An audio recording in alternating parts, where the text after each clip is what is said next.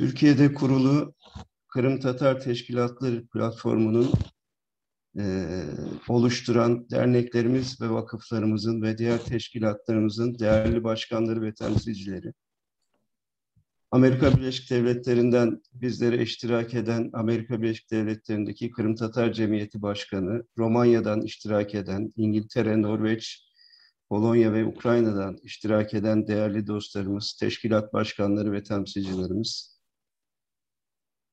bizleri bu gece yalnız bırakmayan Yurtdışı Türkler ve Akraba Topluluklar Başkan Yardımcısı Sayın Abdülhadi Turus, Ukrayna'nın Ankara Büyükelçisi Ekselansları Andriy Sibiga, Litvanya Büyükelçiliği Maslahat Güzarı Sayın Vayda Stankevičienė, Ukrayna'nın İstanbul Başkonsolosu Sayın Oleksandr Gaman, hepinizi 18 Mayıs 1944 Büyük Kırım Tatar Sürgünü'nün 77. yılı anma programına geldiğiniz için ve bizleri yalnız bırakmadığınız için hepinize ayrı ayrı teşekkür bildiriyoruz.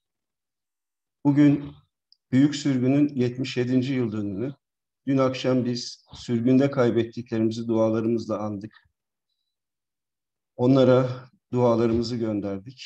Bu akşam da tek tek burada bizlerle birlikte olan, Zoom ortamında birlikte olan teşkilat başkanlarımız, sayın büyükelçiler Maslahat Güzar, sayın konsolosumuz ve diğer davetlerimiz, YTB Başkan Yardımcımızla birlikte sürgünle ilgili olarak teşkilatlarımızın bildirilerini, beyanatlarını takip edeceğiz. Ben sözü Kırım Tatar Teşkilatları Platformu Genel Koordinatörü, Kırım Gelişim Vakfı Başkanı ve Dünya Kırım Tatar Kongresi Yönetim Kurulu üyesi Sayın Ümit Şiit'e açılışı yapmak üzere sözü kendisine bırakıyorum. Buyurun Ümit Bey. Kıymetli katılımcılar, değerli Kırım dostları. Bugün Kırım Tatar sürgünü ve soykırımın 77. yıl dönümü. Sürgünde kaybettiğimiz insanlarımızın acısı aradan bir an bile geçmemiş gibi yüreklerimize sızlıyor. Sovyet Rusya rejiminin halkımıza karşı işlemiş olduğu alçakça soykırım suçunun kurbanlarını anmak üzere bir araya gelmiş bulunmaktayız. Türkiye'de kurulu Kırım Tatar Teşkilatları platformu olarak tertip etmiş olduğumuz 18 Mayıs Kırım Tatar Sürgünü anma programının bu yıl maalesef pandemi nedeniyle çevrim içi olarak gerçekleşti. Acılarımızı, kayıplarımızı bu şekilde anıyor ve sürgün şehitlerimizin aziz hatıralarını saygıyla iade ediyoruz. Bugün bu ortamda Türkiye'deki tüm dernekler ve vakıflarımızın başkanları söz alarak sürgünü anacak. Ayrıca bizleri yalnız bırakmayan Yurtdışı Türkler Akraba Toplulukları Başkanlığı kıymetli Başkan Yardımcısına, Ukrayna Büyükelçisi ve Başkonsolosuna, Litvanya Maslahat Güzarı'na teşekkürlerimizi bildiriyorum. Türkiye dışından Romanya, Polonya, Amerika, İngiltere, Ukrayna ve Kırım'dan katılan kıymetli teşkilat temsilcilerine bir aradayız. Kırım Tatarlarına karşı yıllarca devam eden Rus baskısı, katliamların son düzeyi olan milletimizi topyekun yok etme kastıyla gerçekleştiren Kırım Tatar sürgünü bir soykırımdır ve asla unutulmayacaktır. Bu vesileyle halen sürgünde yaşayan halkımızı vatana dönmesi için somut adımlar atılması gerektiğine inanıyoruz. Ve diaspora olarak gerek sivil toplum, gerek devletler ve gerekse uluslararası düzeyde bu konuda takipçisi olacağız. Sürgün şehitlerimizin Allah'tan rahmet, bugün yine Rus işgali ve zulmü altında yaşamak zorunda kalan halkımıza sabır, Allah'tan kuvvet, sağlık, selamet diliyorum. Allah'a emanet olun aziz soydaşlarım. Teşekkür ediyoruz başkanım. Ben sözü ikinci olarak Yurtdışı Türkler ve Akraba Topluluklar Başkan Yardımcısı Sayın Abdülhadi Turus Başkanımıza vermek istiyorum. Kendisinin bir sonraki toplantısına yetişmesi gerektiğinden bu şekilde başlamak durumundayız. Abdülhadi Bey buyurun lütfen. Ben öncelikle katılan Hazirun'a saygılarımı arz ediyorum. Tabii dünya tarihinin unutulmaz insanlık suçlarından biri Kırım Tatar sürgününün üzerinden 77 yıl geçmesine rağmen acısı bugün de yüreğimizi dağlamaktadır. 18 Mayıs 1944'te Kırım Yarımadası'nda yaşanan Kırım Tatarları ana yurtlarından koparılıp yük trenlerine bindirilip Orta Asya ülkelerine sürdürüldü. Sürgün yolunda ve sürgün edildikleri yerlerde gayri insani koşullardan dolayı aralarında birçoğunun yaşlı ve çocukların olduğu insanlar hayatını kaybettiler malumunuz. Sovyet rejiminin kullandığı verilere göre toplam 191 bin Kırım Türk'ü sürgün edilmiş. Sürgün edilenlerin 7400 küsuru da malumunuz vefat etmiştir yol boyunca. Ancak biz şunu da biliyoruz ki zikredilen rakamların gerçeği yansıtmadığını ve nitekim Kırım Tatar Milli Hareketi'nin uzun yıllar süren çalışmaları sonucu tespit edilen rakamlar şahitlik ediyor. İsimli kitapta da yer aldığı üzere 423 bin kişinin sürgün edildiği ve bunun 195 bin, 196 bin kişinin de sürgün sırasında vefat ettiği tespit edilmiş. Resmi verilerin paylaşılmadığı göz önünde bulundurulduğunda da toplam insan kaybının 195 bin kişiden az olmadığı ve 18 Mayıs 1944'te sürülenlerin yarısına yakınının hayatını kaybettiğini kabul edilmekte. Bir daha geri dönmemek üzere 15 dakika içinde evlerini terk etmeye zorlanan, sürgün yolunda ve sürgünde yaşamını yitiren tüm soydaşlarımızı rahmetle anıyor. Yüce Allah'tan mekanlarının cennet olmasını diliyorum. Tabii sürgün yalnızca Kırım Tatarlarının çoğunun hayatlarını kaybetmeleri ve geride kalanlarının da yaşadıkları yerlerden geri dönmemeleri anlamına gelmiyordu. Sürgünle birlikte adeta böyle bir milletin hiçbir zaman mevcut olmadığını göstermek istercesine Kırım Tatarlarından kalan her türlü iz büyük bir hızla yok edilmeye başlanmıştı. Sürgünün en ağır dönemlerinin geçmesinin ardından Sovyet liderlerinin yumuşama politikasının da verdiği cesaretle Kırım Tatarları vatanlarına dönme taleplerini ortaya koymaya başlamış. Bu amaçla da Kırım Tatar Milli Hareketi teşebbüs grupları kurulmaya başlamıştır. Bununla birlikte Sovyet hükümetine yöneltilen taleplerin giderek artması üzerine Milli Hareket mensupları baskı altına alınmaya başlamış. Milli Hareket'in lider ve öncüleri mahkum edilmiştir. Tabii ben burada Kırım davasına gönül bağlamış, yapılan haksızlığın son bulması için büyük mücadele vermiş, burada bu toplantıda yer alan tüm büyüklerimizi saygıyla, minnetle selamlıyorum. Bugün güçlüklere rağmen verilen mücadele sonucunda Kırım'a dönen Kırım Tatarları bir taraftan evlerini kurmaya çalışırken diğer taraftan da milli, dini ve kültürel müesseselerini kurmaya başlamıştı. Ancak 2014 yılında Yarımada'nın ilhak edilmesiyle birlikte Kırım Tatar Milli Hareketi'nin başında olan liderlerin bölgeyi terk etmek zorunda kaldığını ve Kırım Tatarlarının milli kimliklerinin korunmasına yönelik yapılan birçok çalışmanın kontrol altına alındığını biliyoruz. Ve bu durumun son bulması için ülke olarak çaba göstermekteyiz. Kırım'ın gayrimeşru bir referanduma dayanarak Rusya tarafından hukuka aykırı şekilde ilhak edilmesi ülkemiz ve uluslararası toplum tarafından tanınmamaktadır. Kırım'ın asli unsurlarından olan soydaşlarımızın tarihi vatanlarında esenlik ve güven içinde yaşamaları, kültürel kimliklerini korumaları ve ilhaktan kaynaklanan mağduriyetlerin giderilmesi Türkiye bakımından öncelikli olmayı sürdürecektir. Bununla birlikte Ukrayna devleti tarafından son yıllarda bilhassa Kırım Tatarlarına yerli halk statüsünün verilmesi, Kırım Tatar Milli Meclisi'nin ve Kırım Tatar Kurultayı'nın tanınması yönünde attığı somut adımlardan memnuniyet duyduğumuzu da ifade etmek isterim. Bu bağlamda en yakın zamanda söz konusu hususlarda yasal düzenlemelerin kabul edilmesini bekliyoruz Türkiye olarak.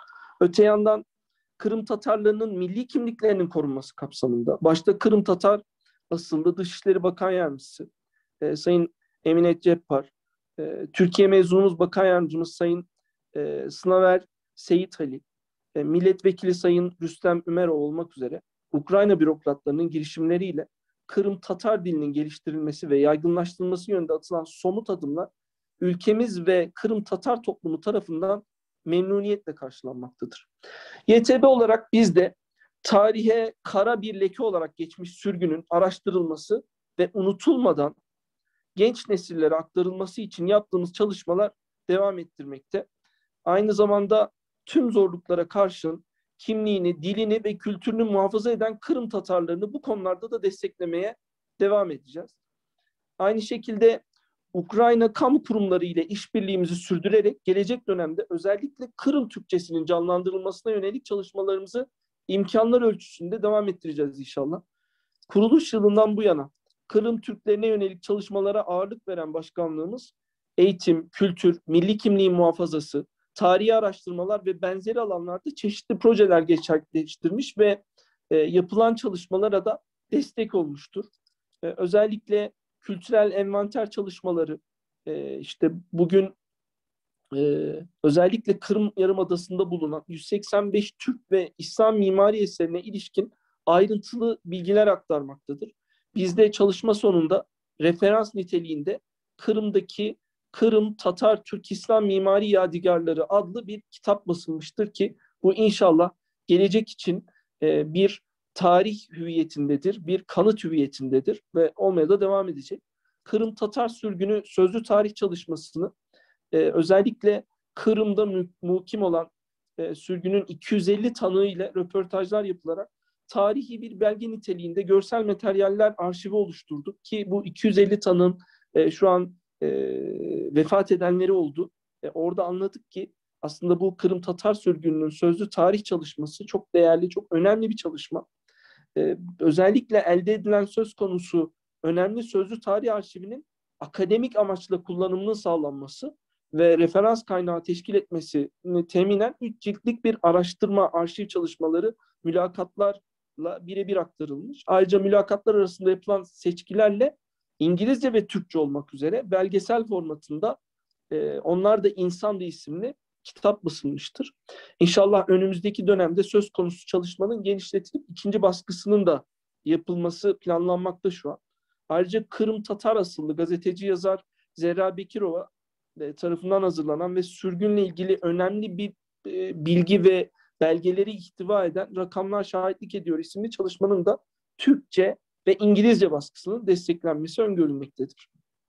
Tabii biz özellikle sürgünü unutma ve sürgünü unutturma şiarıyla hareket ederek Kırım Tatar sürgünü anma etkinlikleri gerçekleştiriyoruz.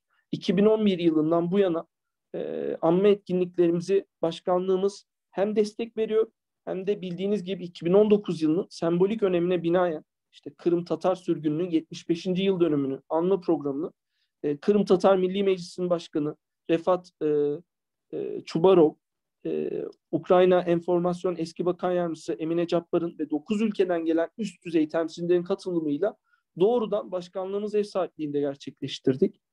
Yine Kırım Tatar gençlik kurultayları yapıyoruz. Dünyanın farklı ülkelerinde yaşayan Kırım Tatar gençlerinin milli kimlik bilincinin oluşturulması ve güçlendirilmesi için ana dil, tarih ve kültürleri hakkında bilgi edinmeleri, gençler arasında irtibat ve işbirliğinin tesisi, Kırım Tatar diasporasıyla temaslarının arttırılması amacıyla geleneksel olarak 2 yılda bir düzenlenen Kırım Tatar Gençlik Kurultayı'nın düzenlenmesine destek veriyoruz.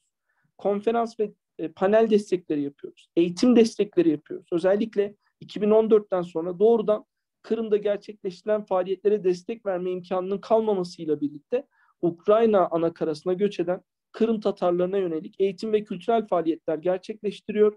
Özellikle çocuklara ana dil, kültür, tarih gibi alanlarda eğitim veren merkez çalışmalarına destek sağlıyoruz.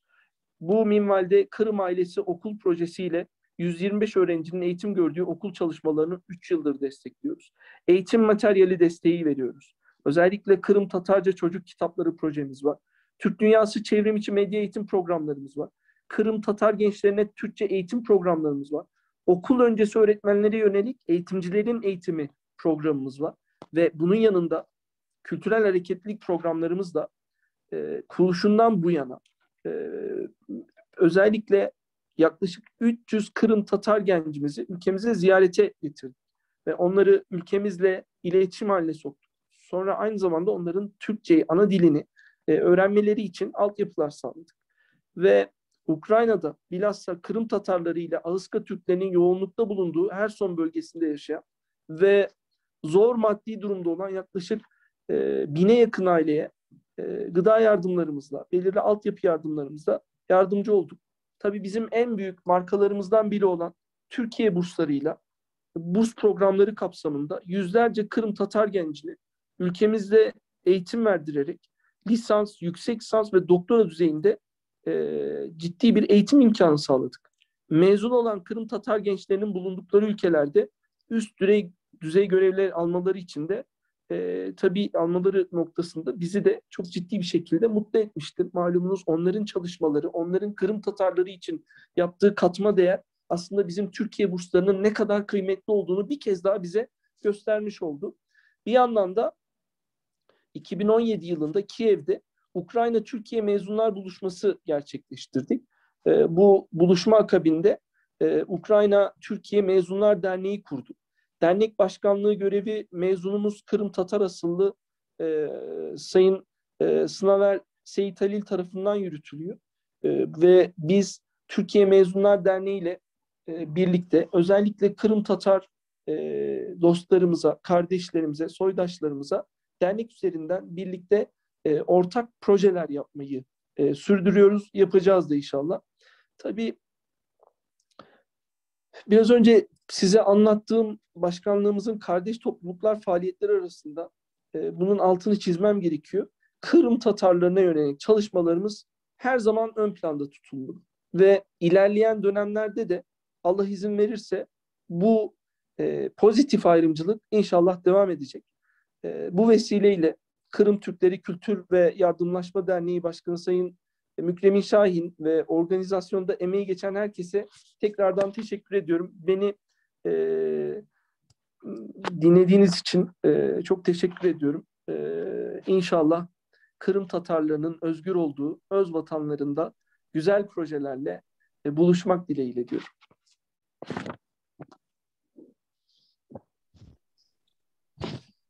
Sayın Başkanım, çok teşekkür ediyoruz. Ağzınıza sağlık. Evet, Kırım Tatarları 18 Mayıs 1944 sürgünüyle yok edilmek istendi. Tamamen tarihten ve dünya üzerinden silinmek istendi. Bizim milli mücadelemiz bir vatana dönüş mücadelesi olduğu kadar milli kültürümüzü, varlığımızı ve benliğimizi yaşatma ve varlığımızı sürdürme mücadelesi aslında. Biz Kırım Tatarları olarak, Celal Başkanım mikrofonunuzu açıp kapatmazsanız memnun olurum. Söz size geldiği zaman isminiz... Yok, soru soracaktık konuşmacıya. Soru yok Sayın Başkanım bu akşam. O zaman evet. Evet. Biz Türkiye Cumhuriyeti'nin gerek Yurtdışı Türkler Başkanlığı, gerek Dışişleri Bakanlığı, gerek TİKA, gerek Diyanet İşleri Başkanlığı ve diğer kurumlarıyla Kırım Tatarlarının varlıklarını sürdürme mücadelesine vermiş oldukları desteklerden dolayı her birine ayrı ayrı teşekkür ediyoruz. Bu akşam da 18 Mayıs anma akşamında bizi yalnız bırakmadığınız için teşekkür ediyoruz. Kıymetli katılımcılar, değerli başkanlar, bugün aramızda Amerika Birleşik Devletleri'nde bulunan Amerika Kırım Tatar Cemiyeti Başkanı Nariman Asanov var. Programımıza, teşkilatlarımızın konuşmasına Nariman Bey'in konuşmasıyla başlamak istiyoruz. Buyurun Nariman Başkanım. Merhaba, sağ olunuz. Benim sesim yaxşı duyular mı? Yaxşı kele, buyurunuz. Sağ olunuz.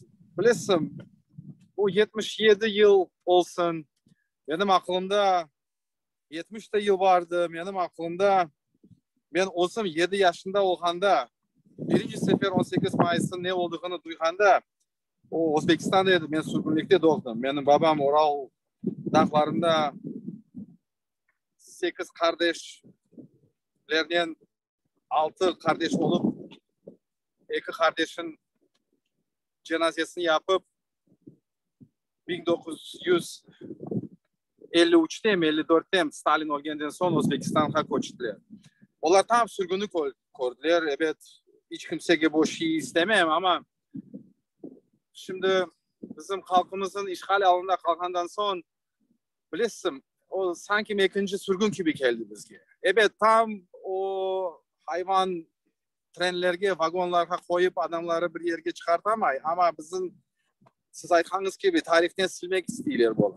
Ama o şey geçmez. Bizge ne kadar fazla yaramay şey görsetseler adamların içindeki istemegenlerin ya da içindeki istediklerin karşı çıkmak için her vakit yaparlar. Onlar bizi aslında daha fazla güçlü yaparlar. Şimdi bu 77 yıl sürgünlükten geçti. Evet, çok sık kum o sürgünlüğün esas insetti deseniz de aytsanız da kalmasa da bu dünyada çoksları geçindi, çoksları artık endi ya da pek kart kalıp bekim bizim aramızga kelip toplaşıp da anlatmaga tarihlerin yapamaylar. Ama sizin görgeniz gibi bizim bundan New York'ta abidemiz var. Saat 12'de 1-2 saat evvelsi da toplanıp saygı duruşu yaptık. Duamızı okuduk. Daha 77 yıl geçsin, 177 geçsin. Bizi durduramazlar. Kırım hepsi bir bizimki olur. İnşallah kalkan toprakların ya da işgal alında kalkan halkımız ya da oğa okşagan yarısı aleda sürgünlükte yaşayan Özbekistan'da çeşitli değişik ülkelerde kalkanların kum olduğunu unutmasak ballarımızda, torunlarımızda Kırım'ı biz geri alırız. Kırım hepsi bir bu bayrakla birlikte Çelebi, Noman Çelebici Hankibi, Ayhankibi, ant etken ve söz bergen ve milletin ilişki. O bizim halkımızın birinci ben bellesem bazıları adamlar aytalar. O birinci em songusu bizim başbakanımız edi. Birinci ama songusu değil. Daha olur. İnşallah biz onu koruyarız. Sağ olun. İnşallah Nariman Bey. Havzunuza sağlık. Çok teşekkür bildiremiz buradan Amerika'daki vatandaşlarımıza, kardeşlerimize. İnşallah Kırım azatlıkka çıkanda hep birlikte Kırım'da, Bahçesaray'da tabışırmız, görüşürmüz. Çok selam aytınız. Sağ olunuz. Sağ olun. İnşallah. Sağ olun. Kıymetli dostlar, aramızda evet Romanya Müslüman Türk Tatar Birliği Başkan Yardımcısı, aynı zamanda Dünya Kırım Tatar Kongresi Yönetim Kurulu üyesi Samir Menan Bey var. Ben ikinci sözü Samir Menan Bey'e bırakmak istiyorum. Buyurun Samir Bey.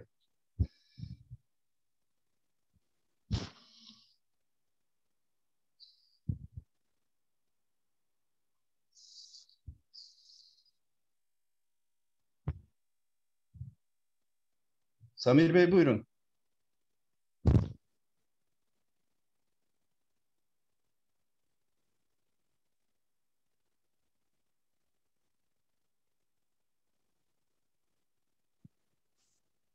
Samir Bey. Eşli mi sesim? Şimdi iştile buyurun. Da, tamam.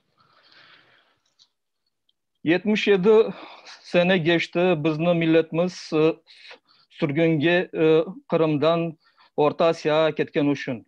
Olarını bir akşamda Rus askerleri ayvan vagonlarga mınsetip olarını hepsini aketti. Bu yollarda çok insanlar şehit oldular. Olar üçün tınıvında bugün de biz camilerde birdeminde dualar yasadık. Birinci sefer men bala edim. Onu etip bizni kart babamlarımız anlattı ne bolganların aman korkup bilesiniz ki o zamanlarda bizde Romanya'da komünist rejim var idi. Komünist rejimde aynı Rus rejimde etip konuşalamaydık, bilmiyorduk onu etip. Aman özlerimizin aramızda aytaydılar kartlar mına bonda etip bizni milletimizni Kırım'dan, ana vatandan mınsettiler bir de Orta Asya'ya akettiler sürgünge. 1990'dan sonra Romanya serbestlik bolgan sonra yavaş yavaş biz de anladık ne bolganın katıp bizni soydaşlarımız şehit oldular. Katıp onda Orta Asya Özbekistan'a yetişkendi. Ondan yavaş yavaş özleri siz aytkan gibi istediler olarını sılsın, tarihten sılsın. Aman özleri toplaşıp güçlü boldular. Bir de yeniden Kırım milleti yeniden yukarıga çıktı. Biz bundan Romanya'dan Tatarlar yavaş yavaş birlik bolup başladık Kırım'a barmağa. Yer sefer 18 Mayıs'ta bizni soydaşlarımızın katında katıldık. Biz de yürüyüşlerge bardık, mitinge, Akmeşit'e katıldık. Olarla konuşup anlaştık, ne de bolganların, ne de ağır zamanların geçirdiler. hem O'zbekistonda hem de Kırım'a qaytib kelgende. Bizni kartlarımız bu onu etip eşitkende ağlaydılar. Yaşlarımız da yavaş yürenip onda etip bildiler ne ekinin bir millet. Şimdi o zamanlar yaxşı geçtiler. Biz Kırım'a keteydik, Kırım'dan yer sefer Romanya'ya bizge geldiler, faaliyetlerge katıldılar. Çok yaxşı, aynı gibi Türkiye'ye, aynı gibi batın yerge. Fakat 2014'te Ruslar işgal ettiler, yeniden bizni vatanımızını aldılar. Yeniden ağır zamanlar yetiştik. Görürsünüz, yetalmadık katışmağa, Kırım'a yetalmadık. Yavaş yavaş şimdi de bu pandemiye de geldi. Burada şimdi toplam bond etip toplaşıp online şetemiz.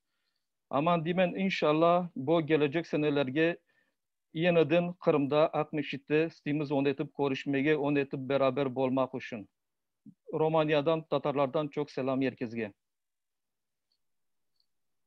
Samir Bey, siz de bizlerden çok selam aydınız. Ağzınıza sağlık. Evet, şimdi sırada Çanakkale Kırım ve Romanya Tatarları Derneği Başkanımız Sayın Erol Günaydın. Erol Başkanım, buyurun lütfen.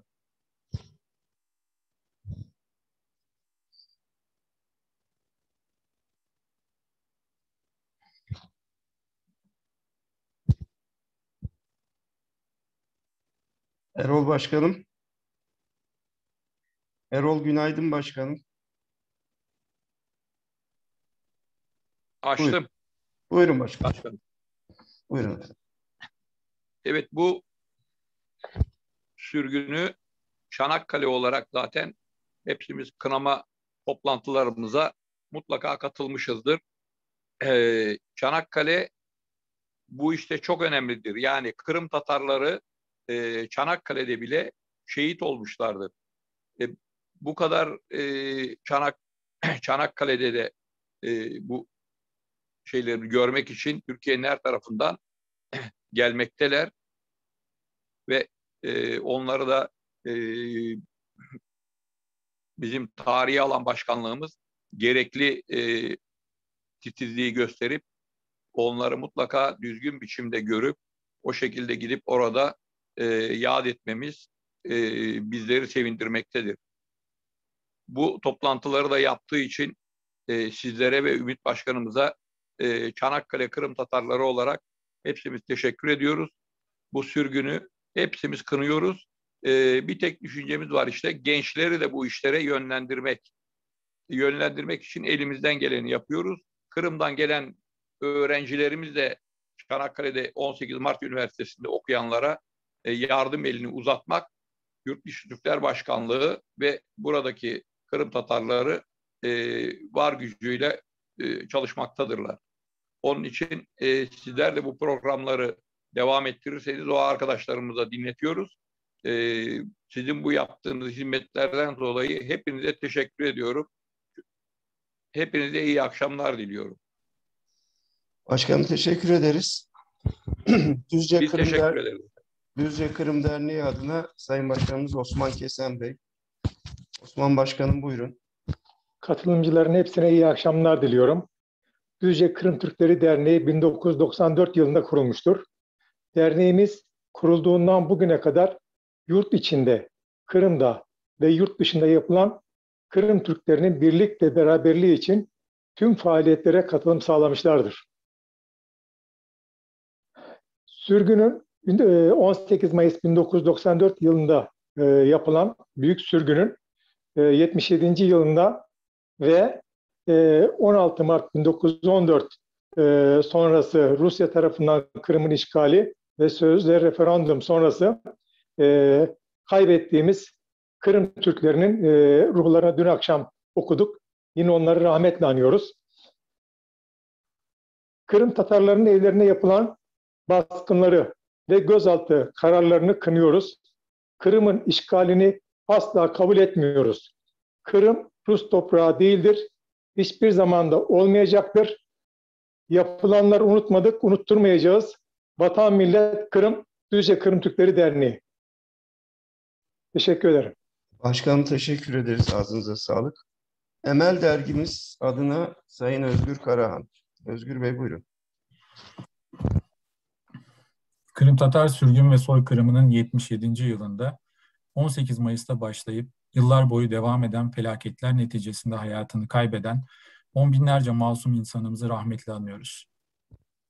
1944'teki sürgünün failleriyle aynı zihniyeti paylaşanların 2014'ten bugüne kadar güzel ülkemizde işgali devam ettirdiğini bir kez daha hatırlatmak isteriz.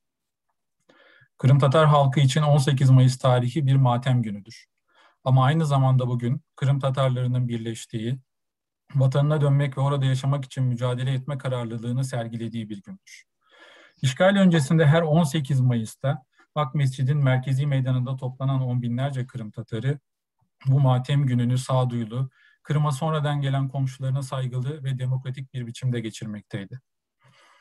Ne var ki işgal yönetimi 7 senedir Kırım Tatarlarının bu acılarını hep birlikte topluca anmasına izin vermiyor. 1944 zihniyeti bugün de Kırım Tatarlarını açıkça sindirmeye ve adım adım sinsice yok etmeye çalışıyor. Bir kez daha altını çizmek gerekir ki bunu asla başaramayacaklar. Kırım Tatarları bugüne kadar yasalar çerçevesinde sürdürdükleri insan haklarına saygılı, sırtını şiddete değil milletinin yüksek ferasetine yaslamış, dünyaca saygı gören milli hareketlerini devam ettirecekler ve emellerine ulaşacaklardır. Emel dergisi olarak sürgün sırasında ve sürgün edildikleri yerlerde vatan hasretiyle hayata gözlerini yuman vatandaşlarımızı bir kez daha rahmetle anıyoruz. Vatan, millet, Kırım. Teşekkür ediyoruz. Emel Kırım Vakfı adına Nurten Bay. Nurten Hanım buyurun. Çok saygılı katılımcılar, hayırlı akşamlar. Bugün Kırım Tatarlarının Stalin emriyle 18 Mayıs 1944'te öz vatanları Kırım'dan sürgün edilişlerin 77. yıl dönümü. Emel Kırım Vakfı olarak sürgün yollarında şehit olanları saygı ve rahmetle anıyoruz. Onlar sürgün yollarında ve sürgünde canlarını verseler de vatan Kırım'a dönme umudunu hep canlı tutmuşlar, evlatlarına da bu umudu aşılamışlardı. Onları yıllar sonra Kırım'a döndüren de bu umut ve azimleriydi. Bu fedakar ve azimkar insanlarımız için büyük yazarımız Cengiz Dağcı, milleti millet yapan ne Cengiz Dağcı, ne İsmail Gasprinski, ne Özen Başlı'dır, ne de Çobanzade'dir. Bu insanlardır. 50 yıl sonra Orta Asya'dan kalkıp Kırım'a dönen insanlarımızdır. En büyük kahramanlarımızdır derken bu azim ve fedakarlığa işaret ediyordu. Ne yazık ki 27 Şubat 2014'te Rus işgalciler vatan Kırım'ı tekrar işgal ettiler. İnsanlarımız Rusların yeni bir baskı ve zulüm politikası ile karşı karşıya kaldılar. Milletimizin yıllar sonra vatan Kırım'a dönmesini sağlayan bu azim ve kararlılık sayesinde vatanımız Kırım çok yakında Rus işgalinden kurtulacaktır. Bunun en kısa zamanda gerçekleşeceğine sürgün anmalarımızı Ak Mescid'de yapacağımıza inanıyoruz. Saygılarımla. Hanım teşekkür ederiz. Emir Yakup Kırımlılar Derneği adına Şevket Savaş Bey.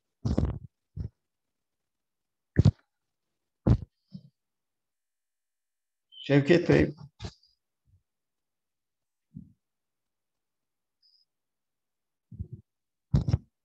Evet. Kendisini görüyorum ama açamadı herhalde.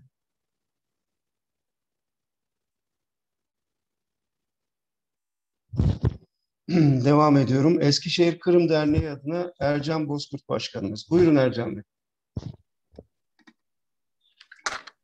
Geliyor mu sesim? Geliyor, buyurun. İyi akşamlar Namık Bey. İyi akşamlar. Değerli başkanlarım, başkan vekillerim, dernek temsilcileri ve kıymetli katılımcılar, sizlere Eskişehir'den selam ve sevgilerimi saygıyla sunuyorum. Buraya toplanmamıza vesilemiz Kırım sürgününün 77. yılı olan Kırım sürgünü minnetle kınıyoruz. 18 Mayıs 1944 sürgününe maruz kalan soydaşlarımızın aziz hatıraları önünde saygıyla eğiliyorum. Şehitlerimize rahmet, geride kalanlara sağlık, selamet diliyorum. Rabbim bir daha böyle kötü günler yaşatmasın. Milletimizin geleceği aydınlık, yolu açık olsun. 2014 yılında Kırım işgalinin bir an önce son bulmasını temenni eder, saygılar sunuyorum. İyi akşamlar. İyi akşamlar başkanım. Teşekkür ederiz. Eskrim Halk Yeni Derneği adına Erol Kurun Bey. Buyurun Erol Bey.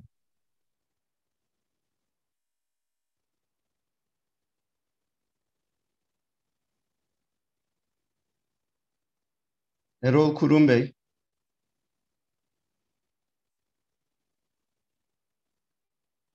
Evet, dönüş yapacağız kendisine. İzmir Kırım Derneği adına Nuran Çağatay Başkanım. Buyurun başkanım. Bütün başkanlarıma saygılar, sevgiler sunuyorum. 18 Mayıs 1944'teki sürgünde vefat eden soydaşlarımızı unutmadık, unutturmayacağız. Bu vatandaşlarımızın hepsinin ruhları şad, mekanları cennet olsun. İleride Kırım özgürlüğüne kavuşacaktır. Hepimiz inşallah Kırım'da buluşacağız ve orada sevinçli günlerimizi yaşayacağız. Kırım Türktür, daima Türk kalacaktır. İzmir Kırım Derneği adına Nuran Çağatay teşekkür ediyorum. Teşekkür ederiz başkanım. Kırım Derneği Afyonkarahisar Şubesi adına İrfan Yıldırım. Saygıdeğer soydaşlarım, derneğimiz Afyonkarahisar Şubesi olarak 18 Mayıs Kırım sürgününü ve bu sürgünü halkımıza acımasızca uygulayan ve halkımızın %46'sının yollarda hastalık, açlık, susuzluktan ölümüne sebep olup halkımıza soykırım Kırım uygulayan gaddar Stalin'i ve Rus yönetimini lanet ve nefretle hatırlıyoruz. Onların yaptığı bu zulüm ve soykırımı hiçbir zaman unutmayacağız. Tüm dünyaya da unutturmayacağız.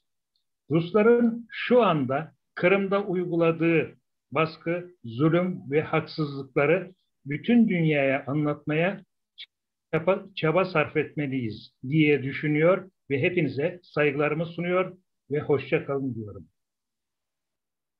Teşekkür ederim başkanım.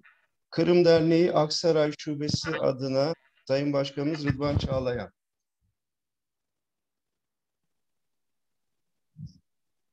Öncelikle kıymetli aslına saygılarımı sunuyorum. Güzel yaşam Kırım'ın asli unsuru olan Kırım Tatarları 18 Mayıs 1944'te cami Stalin'in ateşsizlerinin mesleklik kararı ile bir gecede sürgüne maruz bırakıldı. Üzerinden 77 yıl geçmesine rağmen zararların tazmini, mağduriyetlerin giderilmesi veya soydaşlarımızın vatanlarında özgürce yaşamaları bir yana 2014'te tüm dünyanın gözü önünde yeni bir işgalle karşı karşıya bırakılan soydaşlarımız yine zulümle iç içe yaşamak zorunda bırakılmaktadırlar. Biz bu sürgün yıl dönümünü yalnızca şehitlerimizi anmak ve matem günü olarak değil, yeni bir dirilişin ve mücadelenin günü olarak da yad ediyoruz. Bu vesileyle sürgünde şehit olmuş soydaşlarımıza Allah'tan rahmet dilerken mekanlarının cennet olmasını Cenab-ı Mevla'dan niyaz ediyoruz. Kırım Tatarlarının vatan Kırım'da özgürce yaşadıkları güzel günlerde buluşmak dileğiyle saygılarımı sunuyorum. Teşekkür ederiz başkanım. Kırım Derneği Alaca Temsilciliği Sayın Şükrü Bilgili.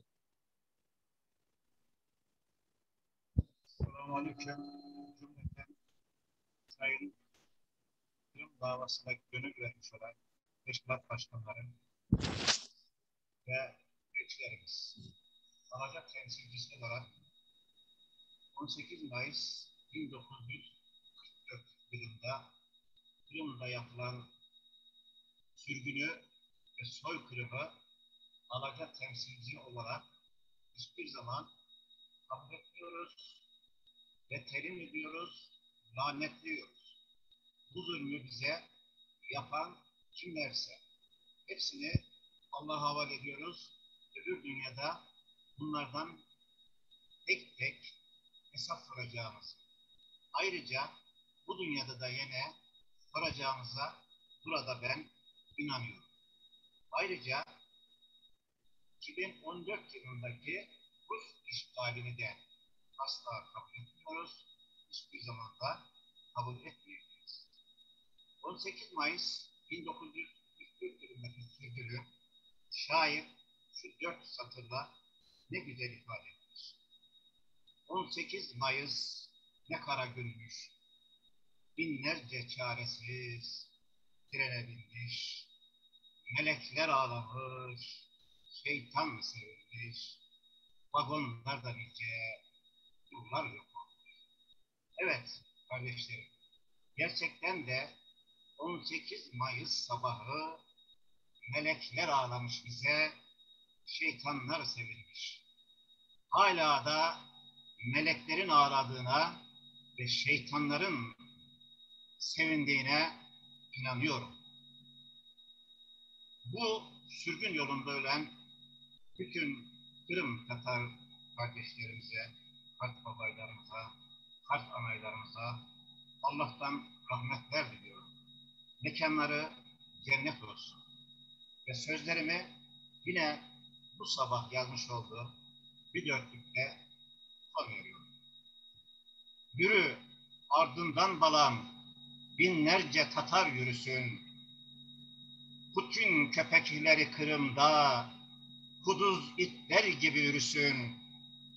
Sen Kırım'da tarak damga vuran, cihit yatarsın, Tatarsın. Kart babayları, Kart anayları, sürenler, sürüm sürüm sürünsün.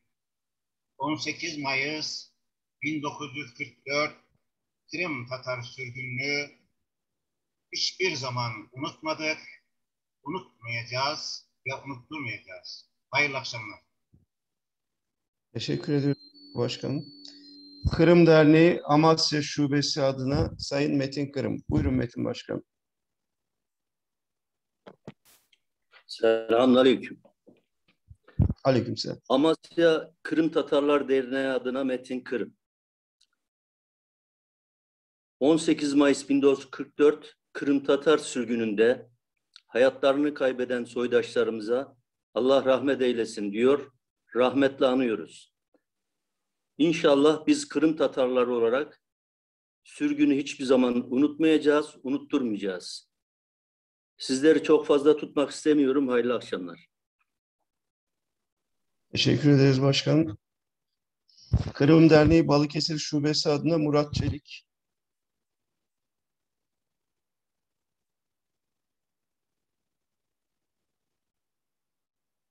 Murat Bey'de sıkıntı var herhalde. Kırım Derneği Ballıkpınar Şubesi adına Erdinç Baybörü.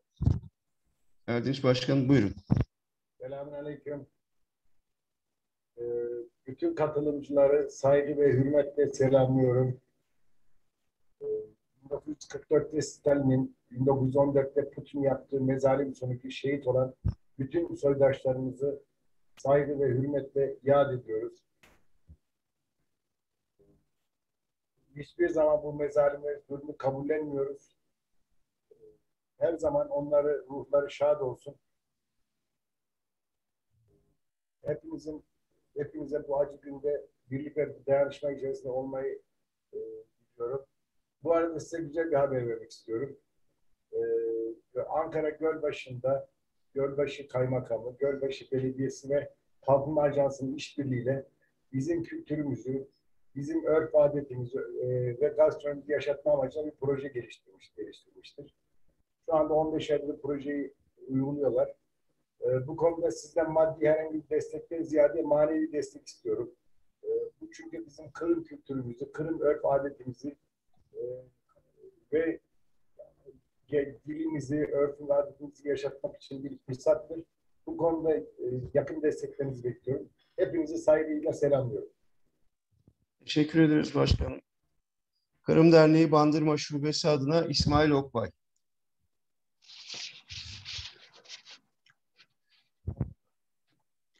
Bandırma'dan herkese selamlar. Sesim geliyor mu başkanım? Geliyor başkanım, buyurun. Evet. Öncelikle programı düzenleyenlere, katılan dernek temsilcisi soydaşlarımıza, Kırım Tatarlarına destek amacıyla katılma nezaketini gösterenlere çok teşekkür ediyorum. Bizler 18 Mayıs sürgününü yaşamadık. Fakat atalarımız 18 Mayıs'a benzer şekilde olmasa da bazen ekonomik baskılarla, bazen siyasi baskılarla Kırım'ı terk etmek zorunda kaldılar. İşte bizler yaklaşık 150 yıl kadar önce Kırım'dan ayrılan bu Tatarların torunlarıyız. Geride kalan soydaşlarımız ise Kırım'ı bizlerin ana vatanı olarak kalmasını sağlamak amacıyla büyük fedakarlık yaptılar ve bedeller ödediler. 18 Mayıs da bu bedellerin belki de en büyüğüydü. Bu sürgünle Stalin Kırım'ı Tatarsızlaştırarak bizlerin ana vatanı olmaktan çıkarabileceğini zannetti ama başaramadı. Bugün benzer politikaları izleyen işgalciler de bunu başaramayacaklar. Çünkü bizler Kırım'a gitmemiş, Kırım'ı görmemiş, topraklarına ayak basmamış, havasını solumamış olsak da Kırım bizim ana vatanımızdır. Sonsuza kadar da Kırım Tatarların ana vatanı olarak kalacaktır diyoruz. Herkese iyi akşamlar diliyorum. Çok teşekkür ediyoruz başkanım. Ağzınıza sağlık. Kırım Derneği Bursa Şubesi adına Ömer Bircan. Ömer Bey buyurun. Bursa'dan iyi akşamlar. Bundan tam 77 yıl önce 18 Mayıs 1944 gecesi Kırım Tatarları Kırım'dan insanlık dışı bir muamele ile hayvan vagonlarında Sibirya ve Orta Asya çöllerine sürgün gönderilmişti. Eli silah tutan erkekleri Sovyetler Birliği cephesinde Almanlara karşı savaşırken Almanlarla işbirliği yaptığı gerekçesiyle savunmasız yaşlıları, kadınları ve çocukları bir gecede binlerce kilometre uzağa trenlerle günlerce aç susuz süren zorunlu bir yolculuğa tabi tutmuştu. Bu sürgün yolculuğunda 200'e yakın Kırım Tatarı şehit oldu. Vatana dönüş mücadelesini demokrasi, hukuk ve insan hakları çerçevesinde sürdüren bu halk, yol başçıları Mustafa Abdülcemil Kırımoğlu önderliğinde 90'lı yılların başından itibaren kitleler haline Kırım'a kendi imkanlarıyla dönebilmişlerdir. Kırım Tatarları Kırım'ı yeniden vatan yapma çabası içerisindeyken 27 Şubat 2014'te Kırım bir kez daha Rusya tarafından işgal edilmiştir. İnsanlık tarihinin en acı sürgün ve katliamlarından biri olan Kırım Tatarların vatanlarına sürgün edilişinin 77. yılı olan 18 Mayıs 2021 tarihinde sürgünde şehit olanları rahmetle anıyor. Şu anda Kırım'da büyük baskı altında olan halkımıza sabır, dayanma gücü diliyoruz. Bizler her daim Yüce Kırım halkımızın ve Kırım Tatar Milli Meclis'in yanındayız. Her zaman her türlü yapmaya yardım edeceğiz. Saygılarımla. Teşekkür ediyoruz başkanım. Kırım Derneği Ceyhan Şubesi Murat Kandemir.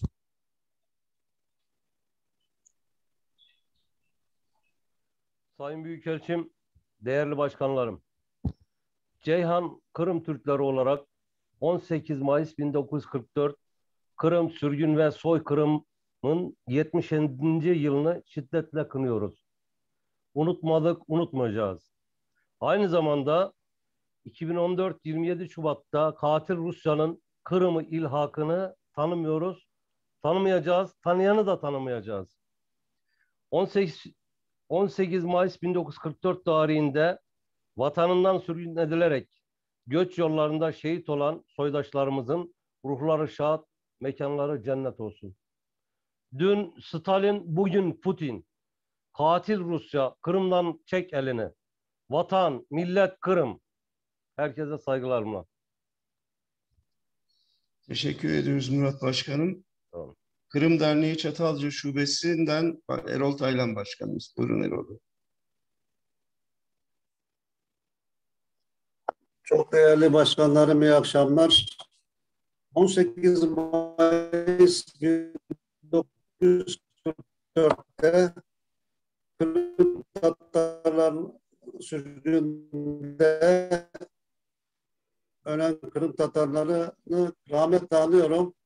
Stalin ve Putin'i şiddetle kınıyorum. Herkese iyi akşamlar. Teşekkür ederiz Erol Başkanım. Kırım Derneği Çiftlikköy Şubesi'nden Ayten Oruç Tataroğlu. Buyurun Ayten Hanım.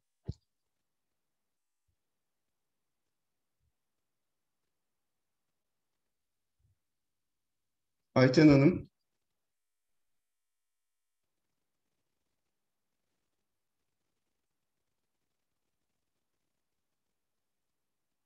Ayten Hanım'da problem var. Kırım Derneği Çorlu Şubesi'nden Burhan Çolpan Başkanı.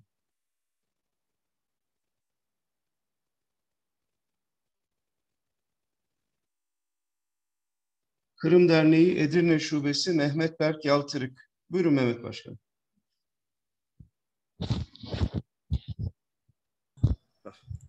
Bek saygılı Urmetli Özkalkım Kırım Tatarları. Ben Mehmet Berk Yaltırık, Kırım Derneği Edirne Filiali namına konuşayım. Kırım'da ve Kırım'dan Özkalkı Kırım Tatarlarını her daim baskı altında tutkan Rusya, tarihte pek kop zulümler göstermeye devam etken son 1944'ün 18 Mayıs'ında bizleri vatanımızdan koparmış idi. Kırım Tatar tarihinin pek korkunç bu safhasını hem sürgünde hem sürgünlükte hayatını kaybedenlerini rahmetle ve saygıyla anayımız. Balaban acılarga koğuz gergen dirayetli öz kalkımızın bu ebedi acısını halen yüreğimizde taşıyık ve hiçbir vakit unutmayık. Dilediğiniz için teşekkür edeyim. Çok sağ olunuz Mehmet Berk Yaltırık. Kırım Derneği Gebze Şubesi adına Şerife Orak Başkanımız. Buyurun. İyi akşamlar efendim. Kırım Türklerinin kadim Kırım'dan sürülüşünün 77. yılını kaybeden minnet ve rahmetle anıyoruz.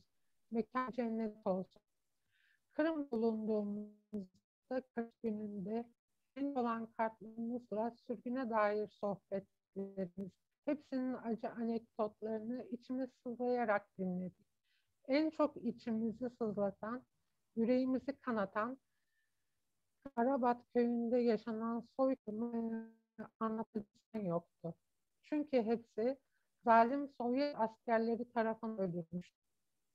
Sürgünden birkaç gün sonra Arabat köyünde unutulan Kırım Türkleri bir gemiye dolarak Karadeniz'in azgın dağlarında batırıldı.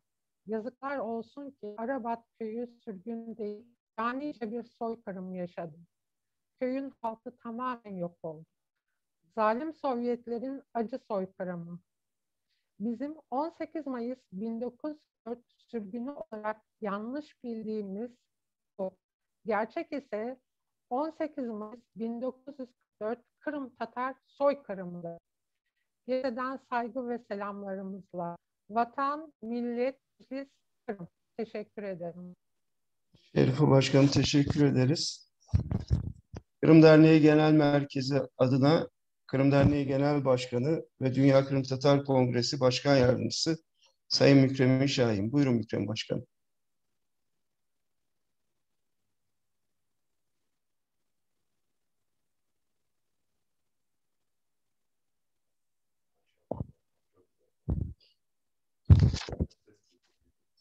Mükremin Bey buyurun.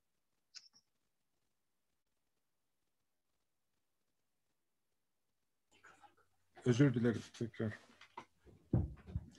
18 Mayıs 1944 Kırım Tatar halkının yok edilmek için Ural Dağları'na, Orta Asya çöllerine sürüldüğü tarihtir. Bu halk yok edilmek istenmiştir. Tarihten silinmek istenmiştir. Bu zorlu günlerden Kırım Tatar halkı şan, şeref ve itibarla çıkmıştır. İnsanlık alemi tarafından büyük takdirle karşılanmıştır. 1991 yılında topladıkları kurultaya ikinci kurultay diyerek 1917 yılında toplanan kurultayı referans alan, onun ilke ve prensiplerini kabul eden halkımız millet olarak yaşama, var olma, arzu ve iradesini göstermiştir. 2014 yılında Kırım'ın Rusya devleti tarafından işgal edilmesi, 1944'te yok edilmek istenen bu halkın yine aynı saldırgan, sömürgeci, asimilasyoncu devlet tarafından uğradığı bir tecavüzdür. Vatanımız işgal altındadır. Dünyanın bütün medeni devletleri bu işgali tanımamaktadır. Dünyanın her tarafında 15 ülkede dağılmış bir şekilde yaşayan Kırım Tatarları bu işgale hayır demektedir. Türkiye'de yaşayan milyonlarca Kırım Tatarı bu işgale karşı mücadele edecektir. Teşekkür ederim. Teşekkür ederiz başkanım. Emir Yakup Kırımlılar Derneği'nden Şevket Savaş Bey bağlantı sağlamış. Şevket Bey buyurun lütfen.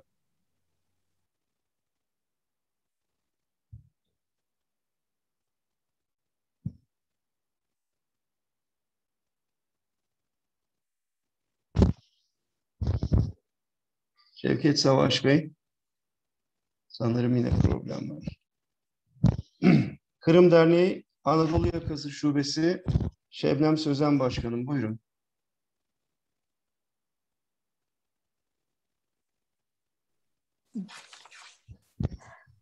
...18 Mayıs 1944, modern çağın en büyük acılarından biri olan Kırım Tatar sürgünü tarihe kara bir leke olarak geçmiştir. Yaşanan zor şartlara dayanamayarak ölen evladının tren vagonundan atılmasına şahit olan annesinin yaşadıklarına birkaç saniye bile empati yapmak, yaşanan vahşetin boyutlarını anlamamıza yetecektir diye düşünüyorum. Tüm bu zorluklara rağmen Kırım Tatar halkı özünü, kimliğini, dilini ve kültürünü muhafaza etmeyi başarmıştır. Sürgünde yaşamını yitiren halkımızın aziz hatırasını saygı ve rahmetle yad ediyoruz. Kırım Derneği İstanbul Anadolu Yakası Şubesi olarak halkımıza yaşatılan bu zulmü unutmadık, unutulmasına müsaade etmeyeceğiz. Saygılarımla. Çok teşekkür ediyoruz başkanım. Kırım Derneği İstanbul Şubesi Başkanı Celal İşten. Celal Başkanım buyurun.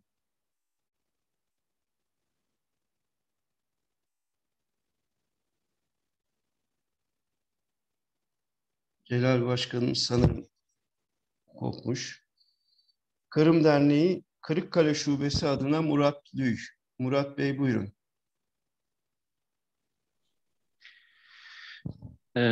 Hayırlı akşamlar.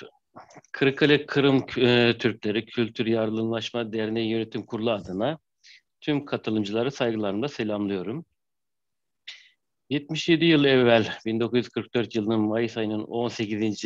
günü kapıları kırılıp silah zorlularıyla evlerinden çıkarılan, hayvan vagonlarında Sibirya'ya, Orta Asya'nın türlü yerlerine sürgün edilen, vagonlarda açlık, havasızlık, hastalık sebebiyle can veren, ölüleri tren yolları kenarlarına atılan, vahşi hayvanları yem olan, kadın, erkek, çoluk çocuk tüm on binlerce sürgün kurbanlarımızı rahmet ve minnetle anıyoruz. Vatan Kırım yine zalim Rusya tarafından 2014 yılında Mart ayında işgal edilmiş, haksız ve hukuksuz bir kararla ilhak edilmiştir. Bu tarihten itibaren 7 yıl geçmiştir. Derneğimiz olarak işgalden bu yana her 18 Mayıs'ta geleneksel hale getirdiğimiz, bu sene 7.sini yaptığımız Mevlid-i Şerif programı gerçekleştirilmiş. 51 Hatmi Şerif, 205 Yasin-i Şerif, 14.000 İhlas-ı Şerif, 14.000 Ayet-el Kürsü okunarak duaları yapılmıştır. Yine derneğimiz tarafından her sene Ramazan ayında iftar yemekleri verilmektedir. Bu sayede birlik ve beraberliğimiz artmakta, kutsal günlerde bir araya gelerek Kırım sürgün şehitlerimiz anılmakta, dualar edilmektedir. Kırım'da, Kudüs ve Mescid-i Aksa'da, Doğu Türkistan'da zulüm altında inleyen, mazlum durumdaki kardeşlerimize zulümlerinden kurtulmaları için Rabbimize dua ediyor. Tüm demokratik kurumlardan, kuruluşlardan ve bu ülkelerden bu sese kulak vermelerini istiyoruz. Zalimleri, insanlığa karşı türlü cinayetleri işleyenleri, Kırıkkale, Kırım Türkleri Kültür Yardım Derneği olarak kınıyor ve lanetliyoruz. Hepinize hayırlı akşamlar diliyorum. Teşekkür ediyoruz Murat Başkanım. Kırım Derneği Kocaeli Şubesi adına Şengül Kalgır Başkanım.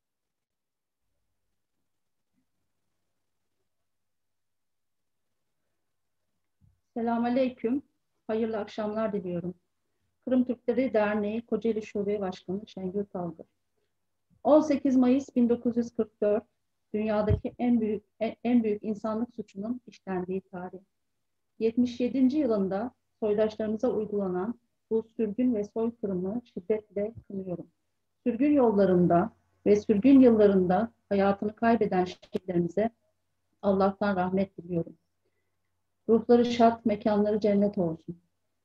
Onların tek suçu Türk olmaktı, Kırım'ın sahibi olmaktı. Bunun bedelini de çok ağır ödediler ve Putin Rusya'sının işgali altında halen de ödemektedirler.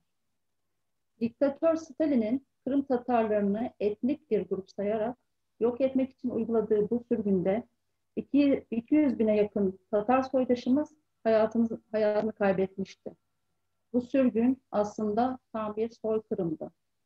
Bizler Kırım Türkleri Derneği Kocaeli Şubesi olarak Sovyet Stalin yönetiminin uyguladığı bu sürgünün tüm dünya devletlerince resmen soykırım olarak kabul edilmesini temenni ediyoruz. Tüm katılımcılara saygılar sunuyorum. Teşekkür ederim.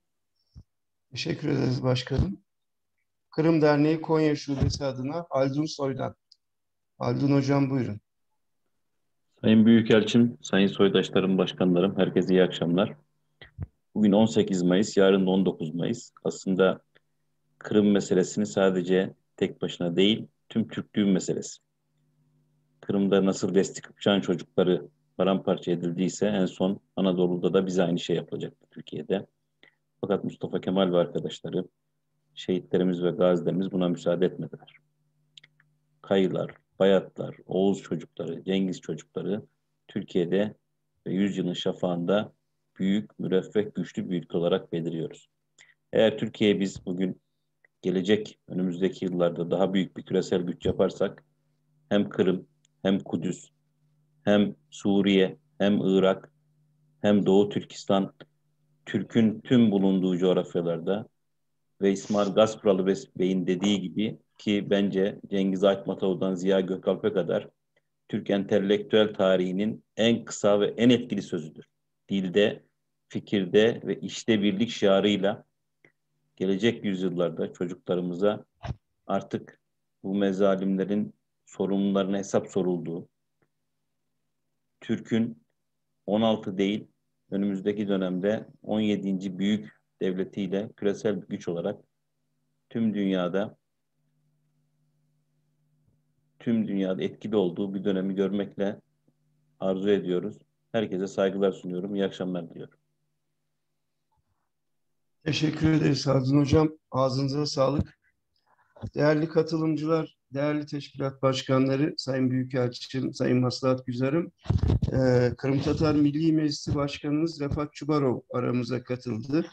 Kendisi 18 Mayıs anma programları için yol boyunda ve şu anda yolda vermiş olduğu bir mola yerinden bizlere iştirak etti. Ben hem kendisini yoldan daha fazla almamak hem de vaktini almamak açısından Sayın Kırım Tatar Milli Meclisi ve Dünya Kırım Tatar Kongresi Başkanı Refat Çubarov'a söz vermek istiyorum. Refat Agam buyurunuz, söz sizde.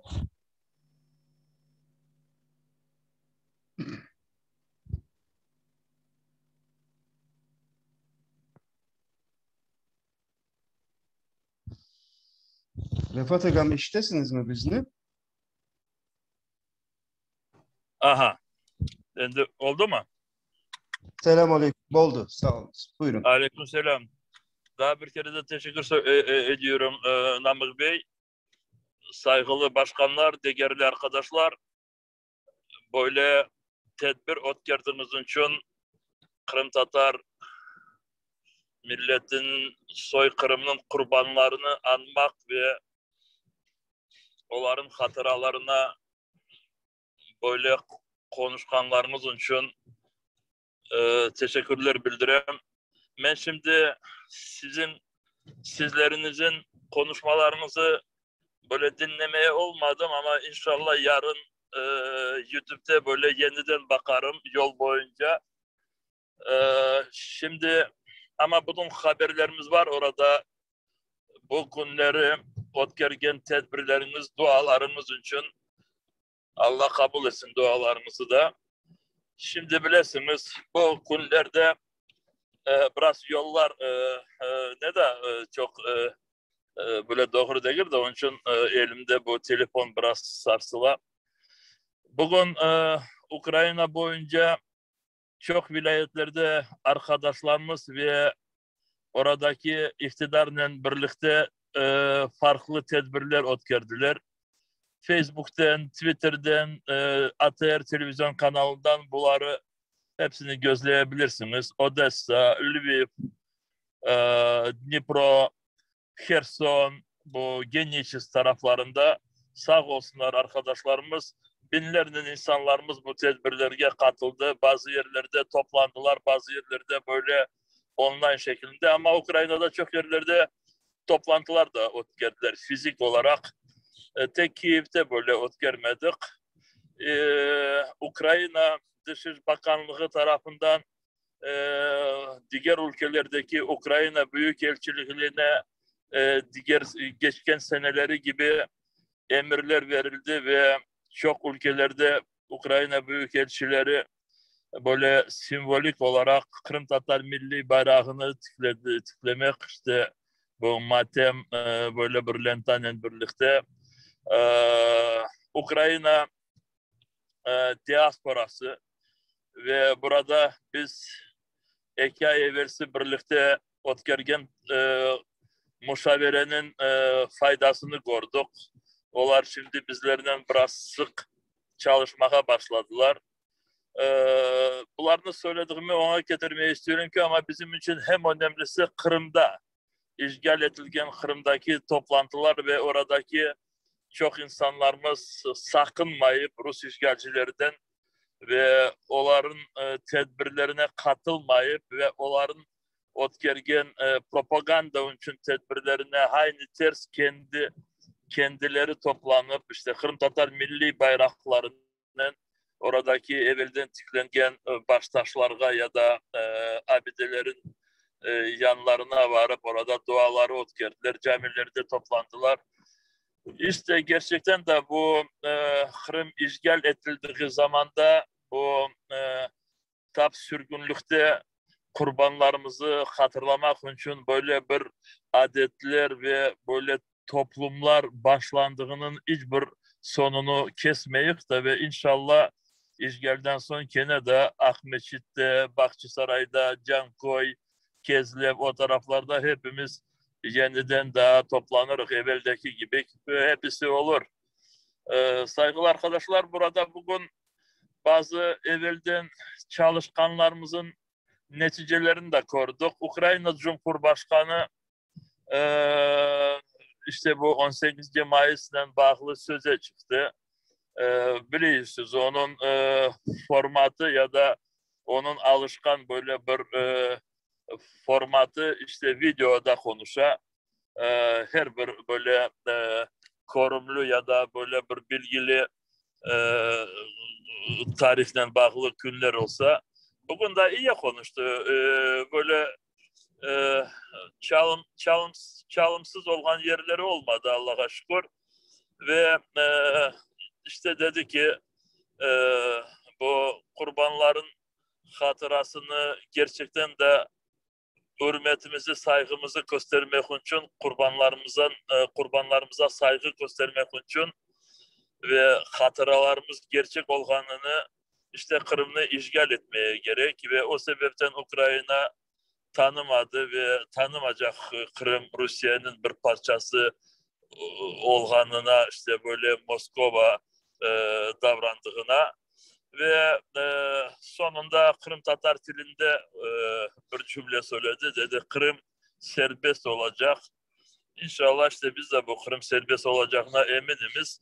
Ve şimdi Ukrayna Cumhurbaşkanı Ukrayna parlamentosuna kendi hakkına esaslanıp Ukrayna'daki tamirli milletlerin statüsü diyen bir kanun leyhasını, taslağını gönderdi ve gönderdiği vakit kendi mektubuna bu kanun sıradan dış, sırayı beklemeyip tezce kabul edilsin diye böyle bir yazıyla parlamentoya kendi isteğini gösterdi.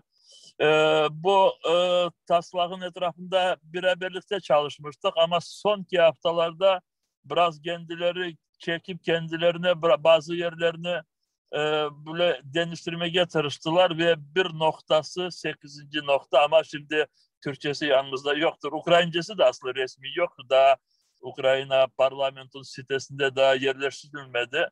Mektup yerleştirildi ama kanunun leyhası da yok orada. Ama bizim kolumuzda var. İşte biraz bir noktanı biraz beğenmedik ama aynı zamanda Ukrayna'nın Cumhurbaşkanı'nın ofisindeki kişilerle telefonlaştık ve geliştik o noktanı parlamento komisyonlarında bu leyha bakıldığı vakit, müzakere edildiği vakit onu da doğrulatırız ve inşallah bir ay devamında bu kanun biz istediğimiz şekilde kabul edilir de ve bu kanun kabul edilse o gelecek düşüngen kanunlarımızda böyle bir temel gibi olacak. Çünkü bu kanuna esaslanıp son Kırım Tatar milletin statüsü olarak kanun bakılabilir ve ondan sonra da Ukrayna anayasaya değişmeler giderilebilir. İşte biz bir paket istemiştik. Pakette 3 kanun olacak idi. Ama Ukrayna Cumhurbaşkanı adım adım yolda gidiyor dedi. Biz onun o böyle düşüncelerini anlıyoruz. Çünkü şimdi anladığımıza göre kendisine karar almakta. İkinci dönüme Cumhurbaşkanı olmak için seçimlere girecek mi girmeyecek ve onu düşündüğü vakit elbette bütün bu beklediklerimizi bir kereden böyle ortaya çıkarmayacak, yavaş yavaş olacak. Ama ne olsa da bu da bir hayırlı bir adım gibi bunu gördük. Daha bir kere de sizlerge hepinizge saygılı başkanlar ve Namık Bey sizlerge oradaki başkanlarga hepsine çok teşekkürler bildirmek isteyeyim. Böyle bizlerle sık sık bağlandığımıza ayrıca teşekkürler. Kırım'daki arkadaşlarımızla, Nariman Beylerle, diğerlerine, meclis azalarının istediğiniz vakit böyle gene de direkt bağlanırsınız. Onlar da çok memnun olurlar. Çok sağ olunuz, hayırlı akşamlar ve sürgünlükte olgan bütün kurbanlarımızın hatırasına, kurbanlarımıza Allah rahmet eylesin. Çok sağ olun Rafat Agam. Allah razı olsun. Bu zor yolculukta bizlere katıldınız. Tabii Türkiye'de de bugün biz hiç beklemediğimiz şekilde Twitter'da oldukça fazla 18 Mayıs sürgününü anan insan oldu. Türkiye'de resmi kurumlar, devlet kuruluşları, bakanlıklardan ve şahıslardan, sivil toplum kuruluşundan bugün sabahtan itibaren belki binlerce tweet atıldı. Hepsinden Allah razı olsun. Teşekkür bildiriyoruz. Sizge de hayırlı yolculuklar dileyimiz. İnşallah sağ salim varsınız. Namık Bey, ben bunu duydum da bu Türkiye'de resmi tarafından böyle andıklarını şimdi biz burada belki yetiştirmek arkadaşlarımız hepsi şimdi dağıldı. Milletvekillerimiz de ağamız da çok. Şimdi gerçekten de bugünleri Letonya Parlamento Başkanı'nın ayrıca konuşup şimdi akşam Estonya Başbakanı'nın konuşup ben oraya yetiştirmedim, ağamız vardı. Başka toplantılarımız da vardı da biz biraz yetiştirmeyik. Ama sizler yarın Dünya Kongresi adından bu resmi andıklarına hepsini Dünya Kongresi adından biz meclisten yarın yetiştirmesek bir günden sonra bunu yapabiliriz. Böyle bir resmi teşekkürler bildirseniz çok yaxşı olur dedi dostum. Tamam ağam. Çok sağ olun. Oldu. Çok sağ olun. Hayırlı akşamlar. Hayırlı akşamlar. Akyol olsun ağam. Teşekkür ederim. Kıymetli başkanlar, değerli misafirler. Evet, Kırım Derneği Manavgat Şubesi Didem Başak Başkır Çalışkan Başkanımla devam ediyoruz. Didem Başkanım buyurun. Merhabalar Sayın Büyükelçimiz, sevgili dernek başkanlarımız, herkese iyi akşamlar. Maalesef insanlığın yüz karası olan, Sovyet Birliği'nin zulmü olan, aradan 77 yıl geçen bir soykırımı hala konuşuyoruz. Maalesef 17 Mayıs'ı 18 Mayıs'a bağlayan 1944 yılında sabaha karşı vatandaşlarımızın, öz halkımızın kapıları zorla, tekmeyle açıldı. Kucağındaki çocuklarla kadınlar aç susuz hayvan vagonlarına bindirildi. İstif edildi. insanlık dışı bir olaya tanık oldu dünya. Ve bu trenlerin içerisinde ölen atalarımız bile defnedilmedi. Defnedilmeden direkt vagonlardan dışarıya atıldı. Hala bu insanlık suçu, bu soykırım maalesef 2014 yılında da devam etti. Bununla da kalmadı. Kırım'daki medeniyetlerimize, mezarlıklarımıza, arşivlerimize, her şeye el koydular. Bizler Türkiye'de yaşayan Kırımlılar ve Kırım'da yaşayan şu an kardeşlerimizi, vatanımızı hiçbir zaman unutmadık. Acıyan ve kanayan yaramız hala devam ediyor. Türk ve dünya kamuoyunun dikkatini çekmek için hala gayret göstermeye devam ediyoruz. Unutmadık, unutturmayacağız. Vatanımızı yeniden inşa edeceğimize inanıyorum. Teşekkür ederim saygılarımla. Sağ olun başkanım. Kırım Derneği Mersin Şubesi Orhan Oğuz Çetinkaya.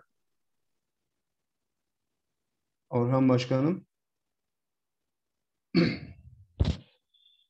Kırım Derneği Nevşehir Temsilciliği Semih Kırım.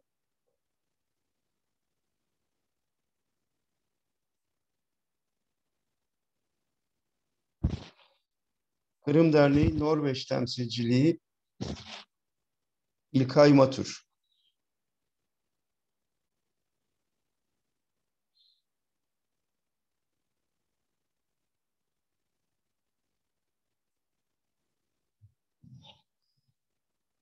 Kırım Derneği Sungurlu Şubesi adına Elvan Çağatay.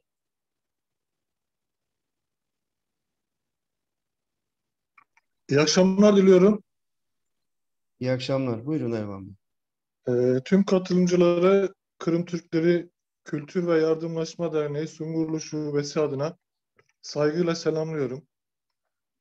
Kırım Tatarlarının Sovyet Rusya tarafından sürüldüğü ve nüfusunun yarısına yakınının yok edildiği bu günün yıl dönümünde sürgünde hayatını kaybeden halkımızı rahmetle anıyor ve dünyanın hiçbir yerinde bu faciaların yaşanmaması için insanlığı harekete geçmeye davet ediyoruz ve Rusya'yı telin ediyoruz. Vatan millet Kırım. Saygılarımızla. Teşekkür ederiz Elvan Bey. Kırım Derneği Toydemir Şubesi'nden Selçuk Bozdemir. Selçuk Başkanım buyurun.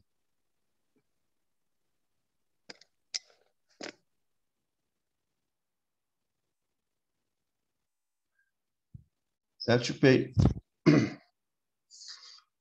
devam ediyoruz. Kırım Gelişim Vakfı Bursa Temsilciliği Haluk Yaşayanlar. Herkese iyi akşamlar diliyorum. 1944 yılı 18 Mayıs'ta Sovyetler Birliği diktatörlüğü Stalin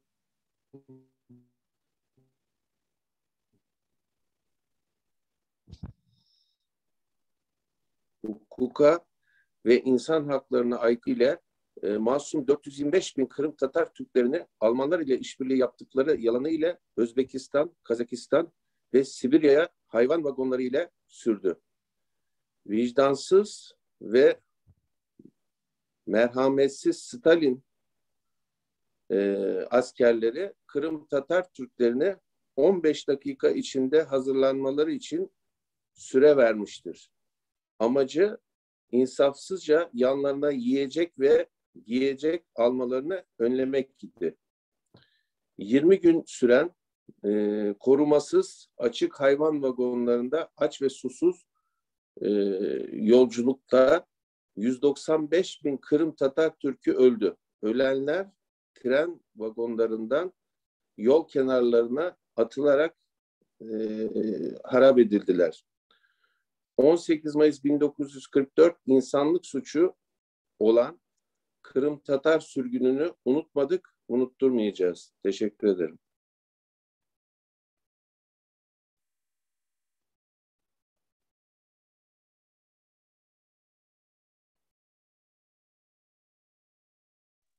Kırım Gelişim Vakfı Eskişehir Temsilciliği Abdullah Akkurt. Haluk Başkanım teşekkür ederiz.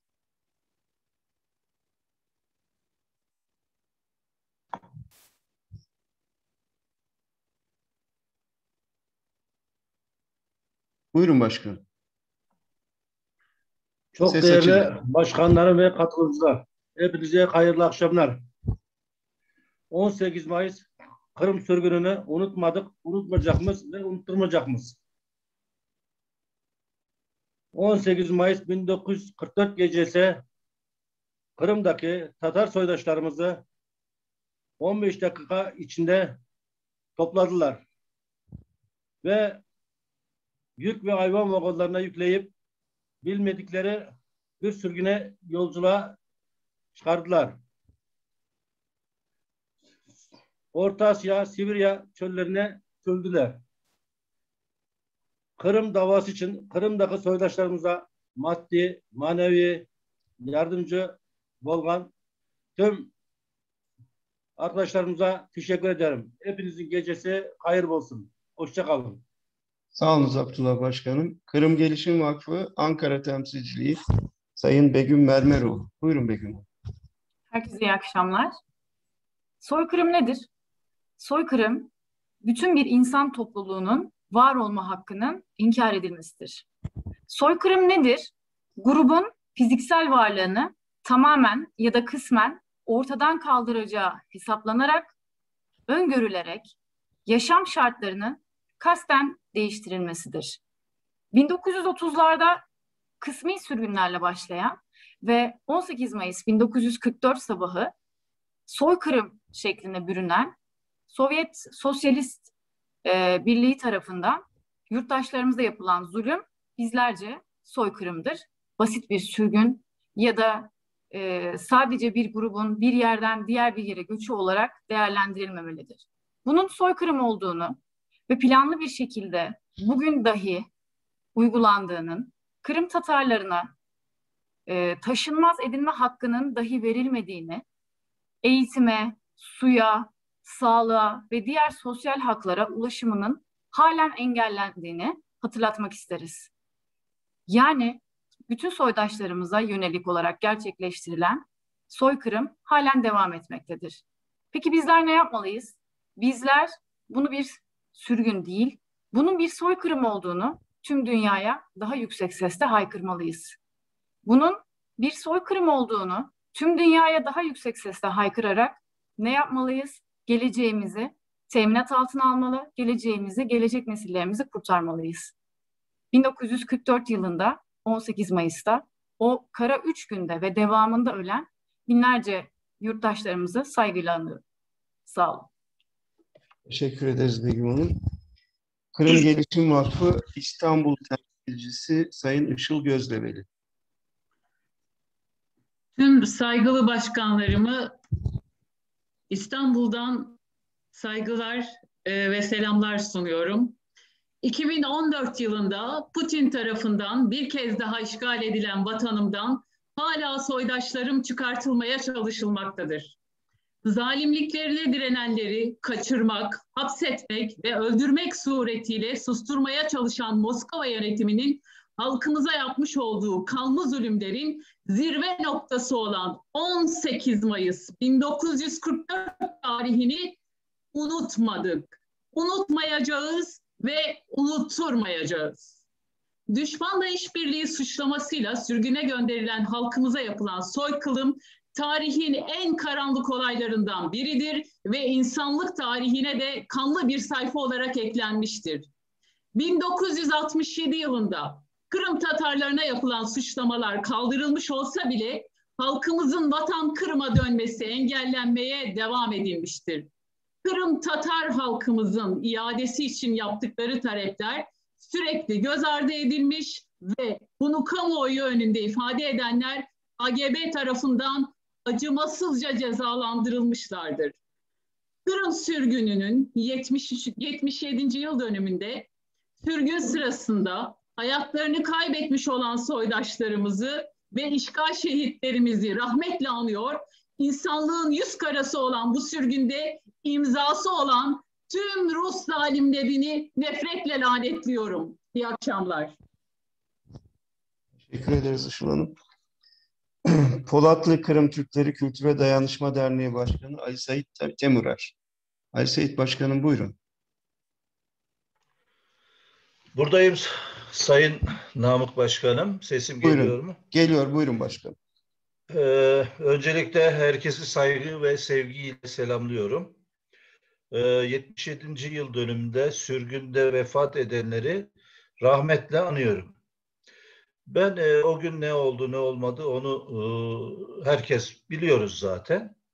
Bir tek şey söylemek istiyorum. Sizin Twitter hesaplarında artan ilgiye, son yıllarda Kırım Tatar milli meselesine ve özellikle işte 18 Mayıs sürgününe artan Türkiye Cumhuriyeti'nin kamu kuruluşları dahil vatandaşlarımız arasında artan ilginin nedenlerine inmek istiyorum. Bu sizin daha önce 10 yıldır başlattığımız Kırım Tatar 18 Mayıs sürgün mitingleri, toplantıları ve kamuoyunu bilgilendirmenin bir şeyini almak üzereyiz. Yani başardık mı? Başaramadık ama başaracağız galiba diye düşünüyorum. Ve bunun devamını inşallah şu Covid belasını atlattıktan sonra devamını takip edelim diye istiyorum. Bu gerek dernekler bazında yani ilçeler ve yöresel bazda toplantılar. Örneğin şunu anlatmak istiyorum. Polatlı'da kimse 1944 bizim kendi Tatar hemşerilerimiz dahil 44'te ne olduğunu bilmiyordu 70'li yıllarda. Ama anlata bunu öğrettik. Anladık, şimdi biliyorlar. Şimdi Polatlı'da bir 18 Mayıs mitingi yapmıştık. Belki hatırlarsınız Namık Bey. 600 kişi, 1000 kişi katılmıştı. Fakat oradaki vatandaşlar ne olmuş 44'te Tatarlara diye sormuşlardı ve bize anlatmıştık.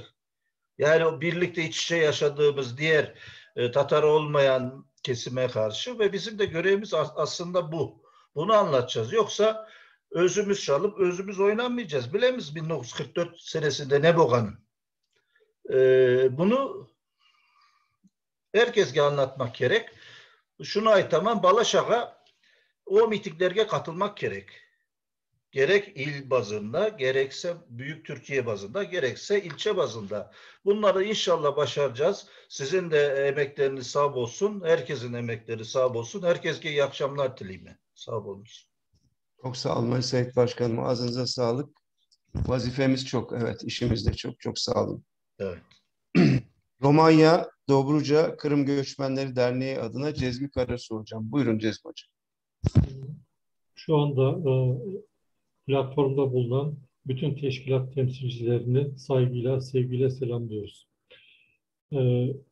Bu platformda bulunan en genç, en yeni dernek olarak ekrana baktığımızda yaklaşık 100 kadar teşkilat görüyoruz ve 3 kıtaya yayılmış, 10 memlekette yayılmış bir milletin temsilcilerini görüyoruz. Bu görüntü bize bir tesbih gibi geliyor.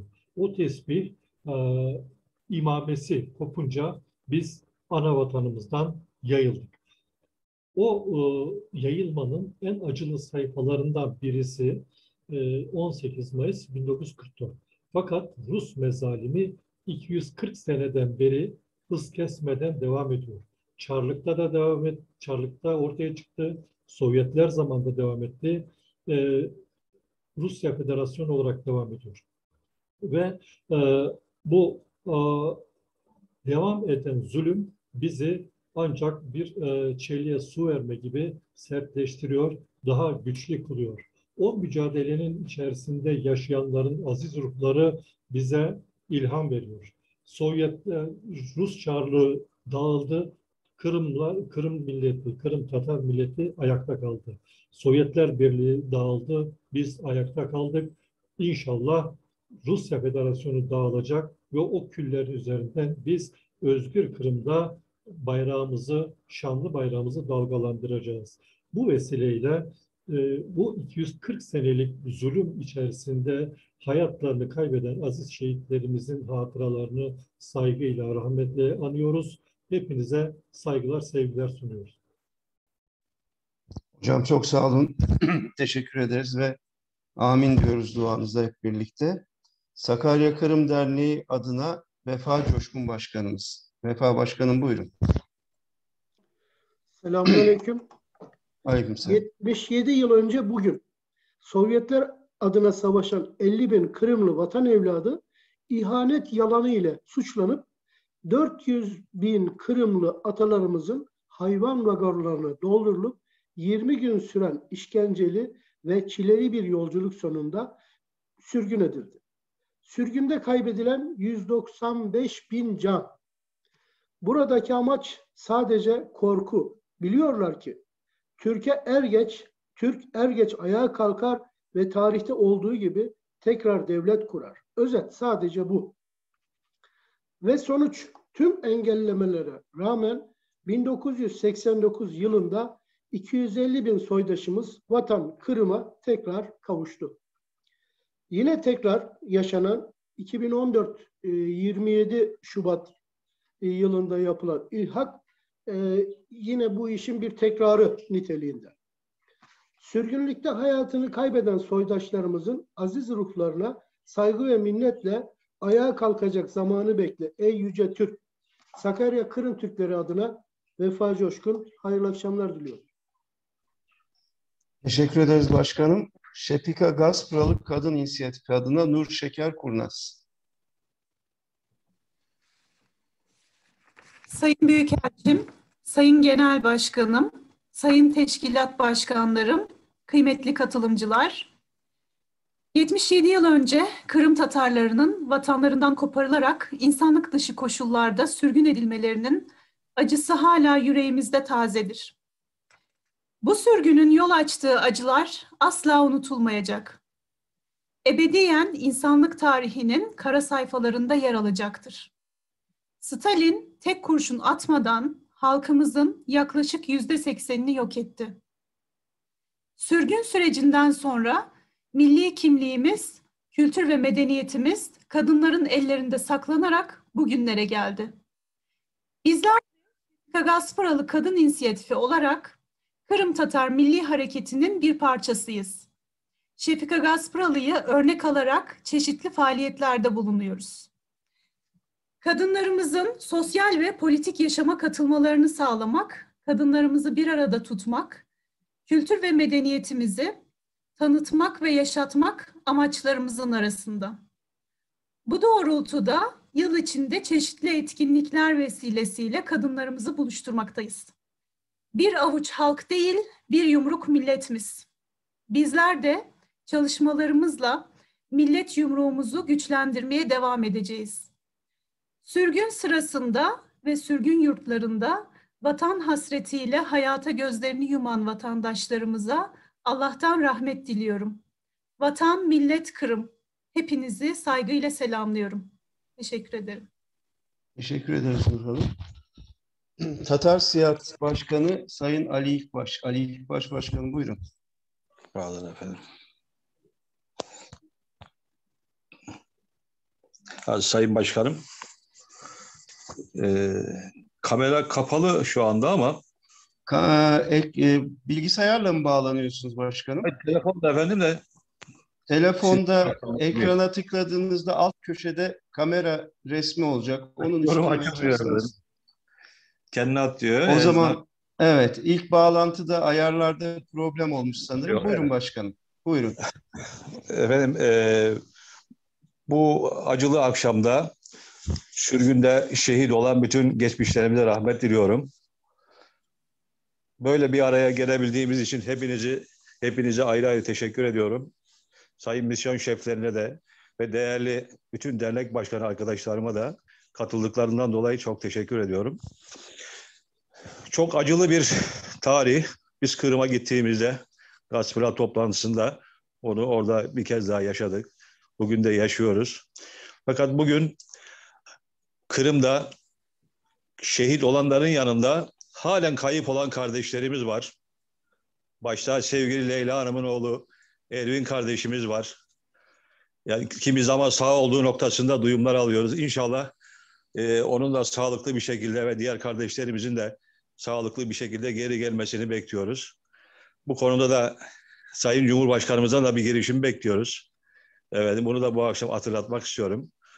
Savaşlarda daha iyi irtibatlar vardır. İnşallah Karadeniz'deki bu kavgalar biter. Yeniden Kırım Hanlığımızın olduğu yerde güzel Ukrayna'nın olduğu yerde, Türkiye'mizin olduğu yerde hep beraber yeniden Kırım'da buluşuruz. Ve geçmişlerimize tekrar rahmet dileyerek sizlere de teşekkür ediyorum efendim. Sağ olun. Teşekkür ederiz başkanım. Çok sağ olun. TürkSİT Genel Başkanı Sayın Ertan Başdoğan. Buyurun başkanım.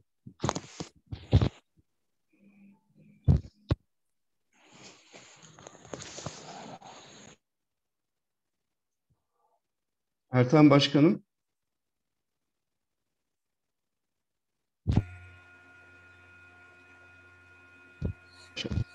Sayın Büyükelçim, Sayın Başkonsolosum, değerli başkanlarım. Bugün Kırım halkının acı bir günü. 18 Mayıs 1944'te Kırım'dan sürgüne gönderilen 400 binden fazla soydaşımızın ve hayatlarını kaybeden on binlerce insanımızın acısını unutmayacağız.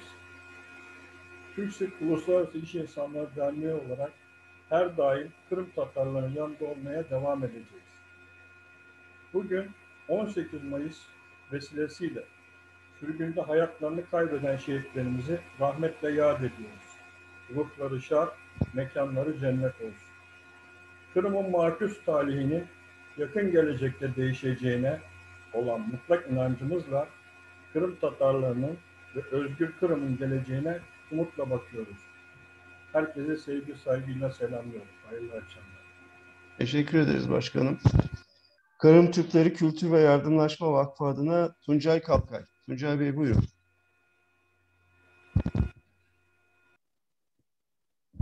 Hayırlı akşamlar. Kırım Türkleri Kültür ve Yardımlaşma Vakfı adına hepinizi saygıyla selamlarım. Kırım Tatarlarının tarihi yurtları Kırım'dan 18 Mayıs 1944'te sürülmelerinden bu yana 77 yıl geçmiştir. Kırım Tatarları sürgünde yok almamış ve 90'lı yıllardan itibaren tamamen kendi imkanları ile Kırım'a geri dönmüşlerdir. Her türlü olumsuzluğa rağmen Kırım Tatarları Kırım'ı yeniden vatan yapma çabası içerisindeyken 27 Şubat 2014'te Kırım bir kez daha Rusya tarafından işgal edilmiştir. 1,5 asra yakındır vatan topraklarından ayrı kalan biz Türkiye'deki Kırım Tatarları, atalarımıza yapılan zulümleri ve baskıları, yurdumuzu kaybetmemize, terk etmemize sebep olan zorbalıkları unutmadık. 18 Mayıs'ların bir daha yaşanmasına asla ve asla müsaade edilmeyecektir. Bütün muhaciret, sürgün ve işgal şehitlerimize Allah'tan rahmet diliyoruz. Mekanları cennet olsun inşallah. Millet, vatan, Kırım. Teşekkür ederim. Amin. Teşekkür ederiz Tuncay Başkanım. Kırım Tatar Milli Meclisi Türkiye temsilcisi Sayın Zafer Karatay. Buyurun Zafer Bey. Bugün tarihte halkımızın yaşadığı en dehşetli gün. Küçük Kıyamet Günü. Biz Kırım Tatarları bu insanlık cinayette sadece 200 bine yakın insanımızı kaybetmedik. Vatanımızı, evimizi, barkımızı, asırlardır ektiğimiz, biçtiğimiz, bizleri doyuran, besleyen, ölülerimizi sarıp kucaklayan ve onları kıyamet gününe kadar emanet ettiğimiz, Allah'a secde edip baş koyduğumuz topraklarımızı kaybettik. 1500 yıllık çınar köklerinden sökülüp atılmak istendi. Bugün sadece 18 Mayıs 1944 sürgün kurbanlarını anmıyoruz burada. Bu cinayet projesinin ilk adımı, başlangıcı saydığımız 1771'de General Dolgorukov'un katlettiği on binlerce Kırım Tatarını da anıyoruz. Adil ve namuslu bir Rus tarihçisi olan merhum Valeri Vozgrin'in ifadesiyle Kırım Tatarlarının katilinin anısına dikilen bu anıt hala Akmescit'te meydanda duruyor. Göç yollarında Kırım hasretiyle ölen atalarımızı anıyoruz. Sivastopol'de, Akyar'da hapishanede şehit edilerek cesedi Karadeniz'e atılan Numan Çelebi'nin Cihan'ı anıyoruz. Bolşevik rejiminin ilk yıllarında 1921-22 yıllarında Ukrayna'da, İdil-Ural bölgesinde, Kırım'da açlıktan ölen yüz binlerce kurbanları anıyoruz. Yine 1932-33'te yıllarında milyonların katili Stalin rejiminin Ukrayna ve Kırım'da yarattığı sünni açlıkta, Holodomor'da ölen milyonlarca kurban anıyoruz. Stalin'in kurşuna dizdiği aydınları, halkımızın önderlerini ve evlatlarımızı anıyoruz. 2014'te Rusya işgalinde ilk şehit edilen Reşat Ahmet'i ve diğer kurbanlarımızı anıyoruz. Kaçırılan, kaybolan insanlarımızı hatırlıyor ve soruyoruz. Ervin nerede? Timur nerede? Gıde Putin, gıde Ervin, Putin, gıde Ervin. Bugün sadece kendi kurbanlarımız ve halkımız için dua etmiyoruz. Halkımız gibi sürgün edilen Çeçenler, İnguşlar, Karaçaylar, Malkarlar, Ağızka Türkleri ve diğer Sovyet rejimi kurbanları için de dua ediyoruz. Doğu Ukrayna'da öldürülen Ukraynalı vatanseverleri ve masum kardeşlerimizi anıyoruz. Şu saatlerde bile Netanyahu'nun emriyle İsrail ordusunun bombaladığı Gazze'de, Filistin'de kurban olan yavruları, masum siviller için dua ediyoruz. Yakın zamana kadar Suriye'de Putin Rusyası uçaklarının bombaladığı evlerde, okullarda, hastanelerde, sokaklarda ölen masumlar için dua ediyoruz. Yerlerinden, yurtlarından edilen, Ege Denizi'nde hayatını kaybeden bu kurbanlar için dua ediyoruz. Dini, milliyeti, ne olursa olsun bütün mazlumlar ve haksızlığa uğrayanlar için dua ediyoruz. Bugün bu acımızı bizimle paylaşan, matemimizi bizimle yaşayan Ukrayna devlet yetkililerine, Ukrayna dostlarımıza, dünyanın diğer ülkelerindeki alicelap insanlara, elbette bugünü unutmayan bütün Türk dünyasındaki kardeşlerimize, devlet adamlarına, sivil toplum temsilcilerine ve diğer merhametli, adil insanlara teşekkür ediyorum. Kırım Tatarlarının sürgünü bitmedi. Sürgün ancak Vatan Kırım Rusya'nın işgalinden kurtulduğu gün bitecek. Bugün burada toplananlar ve onların temsil ettikleri insanlar özgürce Kırım Tatar Muhtar Cumhuriyeti'nin Ak Mescit Meydanı'nda omuz omuza dua ettikleri, kurbanlarını özgürce andıkları gün bitecek. O gün inşallah tez gelecek ve ümitlerimizi, mücadele gücümüzü, o Kırım'daki kahraman insanların direniş gücünü kuvvetlendirecek müjdeli haberi de Kiev'den, Ukrayna Radası'ndan bu yıl içerisinde almayı, yeni anayasa değişikliğinin yapılarak Poroshenko'nun, önceki Cumhurbaşkanı Poroshenko'nun Ukrayna devleti adına verdiği Kırım Tatar muhtiyeret kararını, Refat Bey'in az önce verdiği kararların bu sene içerisinde hayata geçirilmesini bekliyoruz. Bütün kurbanlarımıza rahmetle.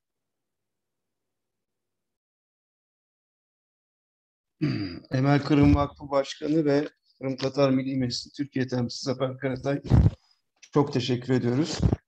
Ben sayın büyükelçilerimizi biraz daha bekletmek durumundayım. Bir kez daha teşkilatlardan söz alamayan arkadaşları anons edeceğim. Buradalarsa kendilerine söz vereceğim. Emir Yakup Kırımlılar Derneği adına Şevket Savaş, buyurun. Cümleten hayırlı akşamlar. 18 Mayıs 1944 sürgün ve soykırım mağduru soydaşlarımızı saygı ve rahmetle anıyoruz. Mekanları cennet olsun. En kısa zamanda Ak Mescid'de anma törenleri yapabileceğimiz günlere ulaşmayı diliyorum. Sayın Büyükelçimizi, Sayın Başkonsolosumuzu, Türk Teşkilat Başkanlarımızı ve Kırım davasına gönül vermiş dava arkadaşlarımızı Emir Yakup Kırımlılar Derneği adına saygıyla selamlıyorum. Vatan, millet, Kırım. Teşekkür ederiz Şevket Bey. Eskişehir Kırım Halk Bilim Derneği KAT adına Sayın Erol Kurun. Buradayım. Sesim geliyor mu? Buyurun, geliyor şimdi. Buyurun Erol Bey. 18 Mayıs 1944 sabahını yüreklerinde hissetken, canı avuran Kırım teşkilatlarının kıymetli azalarına ve Kırım'da vatanga sahip çıkıp yaşagan, biz mındamız dep dünyaga haykırgan bütün soydaşlarımızga selam olsun. Sürgünlükte can bergen ve vatanı için canını bergen bütün şehitlerimizin ruhları şad olsun. Putin ve cümle alem de bilsinler ki Kırım öz evlatlarının biznin yurdudur. Bizni yurdumuzdan sürgün etkende kaytıp geldik. Kırım'da eziyetler korgende korkup sinip kalmadık. Diasporada yaşap Tatarlığımızı unutmadık. Dilimizni, adetimizni, kaytarmamızı coytmadık.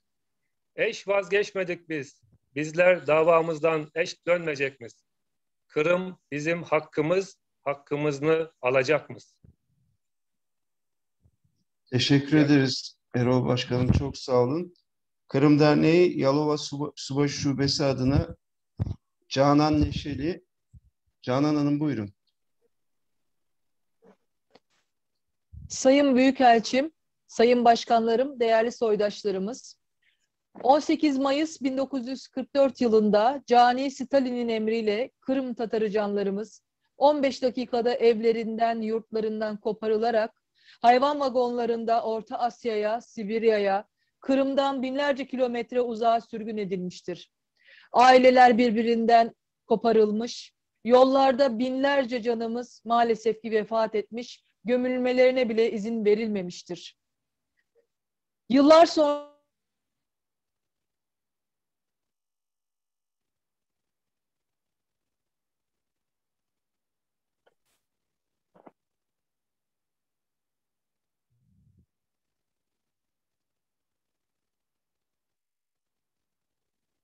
operasyonlarla alınmakta ve kendilerinden haber alınamamaktadır.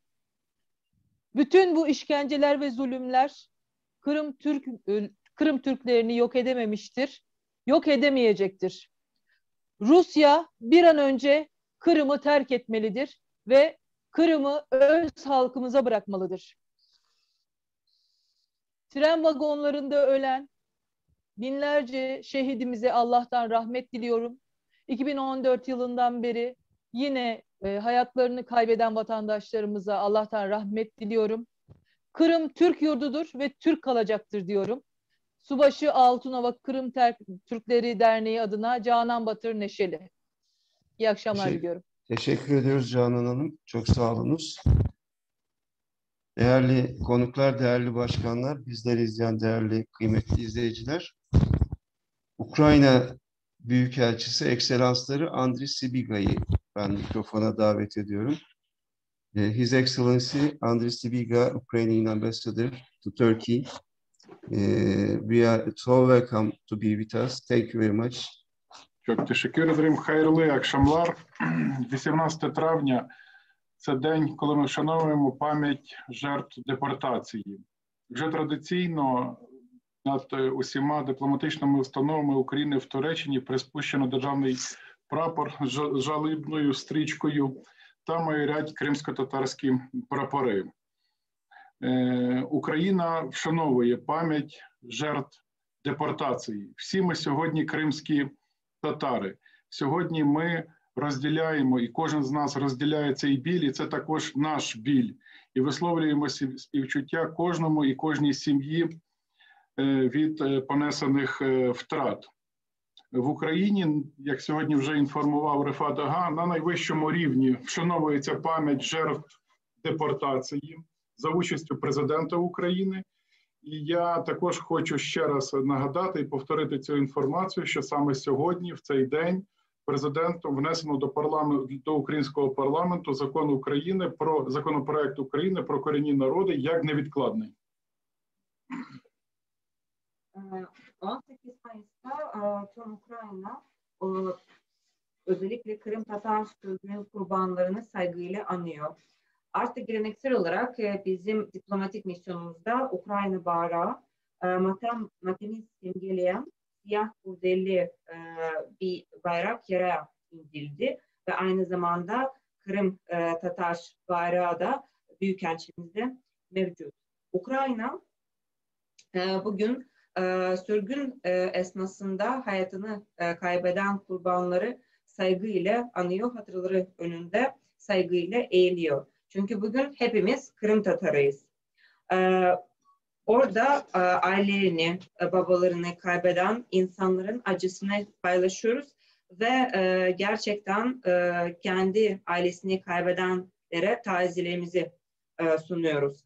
Ukrayna'da söz konusu anma törenleri en üst düzeyde düzenleniyor ve bugün Cumhurbaşkanlarımız da birkaç etkinliğe katılarak kurbanları anmış bulundu. Bugün Refat Çubarov'un da belirtmiş olduğu üzere Cumhurbaşkanımız acil bir yasa tasarısı olarak Ukrayna parlamentosuna Ukrayna'nın yerli halklarına dair yasa tasarısını Ukrayna parlamentosuna sundu ve söz konusu yasa tasarısının bir an önce değerlendirilmesi üzere ilgili talimatı da verdi. 77 років тому сталася велика трагедія, злочин, який має чітку кваліфікацію – геноцид. І також хочу нагадати, що українським парламентом вже дана чітка кваліфікація депортації як геноциду. І наш моральний обов'язок поширювати правду, щоб подібні жахіття ніколи більше не повторювались, не траплялися. Це була спроба вирвати з корінням народ з його батьківщини, повністю його знищити.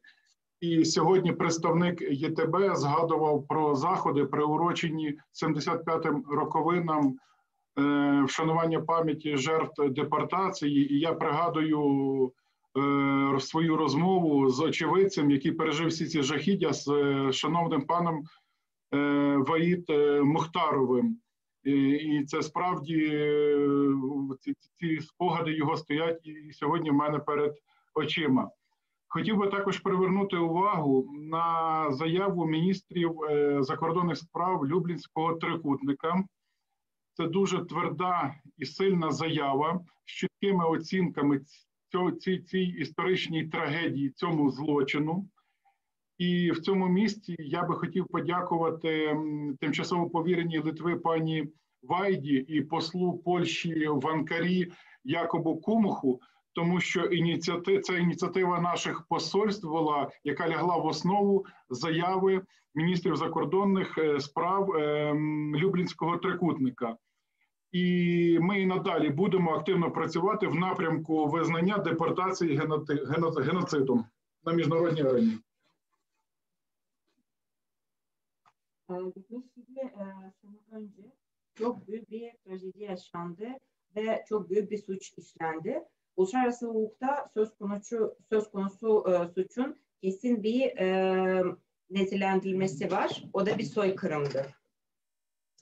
Ukrayna parlamentosu söz konusu sürgünü yıllar önce bir soykırım olarak tanıdı. Ve hepimizin görevi söz konusu bilgileri ve bu suçun ilgili değerlendirilmesine uygun olarak bir soykırım olarak anılması üzere çalışmaktır. Gerçekten 77 sene önce Kırım Tatar halkını tamamen yok etme girişiminde bulundular ve halkı öz vatanı olan Kırım'dan koparmaya çalıştılar. Bugün YTB Başkan Yardımcısı burada Türkiye'de, Ankara'da Kırım Tatar sürgününün 75. yıl dönümüyle ilgili ortaklaşa düzenlediğimiz bir etkinliği anımsadı. Ve o etkinlikten bahsederken orada söz konusu sürgüne tanıklık eden tanık görgüsüyle 90 yaşlarında olan Vahid Muhtarov'le konuşmamı anımsıyorum. Gerçekten paylaşmış olduğu anılar hala gözümün önünde. Ayrıca bugün yayınlanan Lublin üçgeni Dışişleri Bakanlarının sürgünün 77. yıl dönümü hakkında ortak açıklamasına dikkatinizi çekmek istiyorum. Gerçekten orada yapılan değerlendirmeler ve açıklamalar çok değerli ve çok serttir. Orada hem tarihi gerçekle hem de yapılan suçla ilgili çok net değerlendirmeler ve nitelikler bulunuyor. Ve bu bağlamda hem Polonya'nın Ankara Büyükelçisi Sayın Jakub Kumach hem de Litvanya'nın maslahat üzere değerli Vayda Hanım'a teşekkür etmek istiyorum. Çünkü söz konusu girişim üç büyükelçimizin girişimiydi.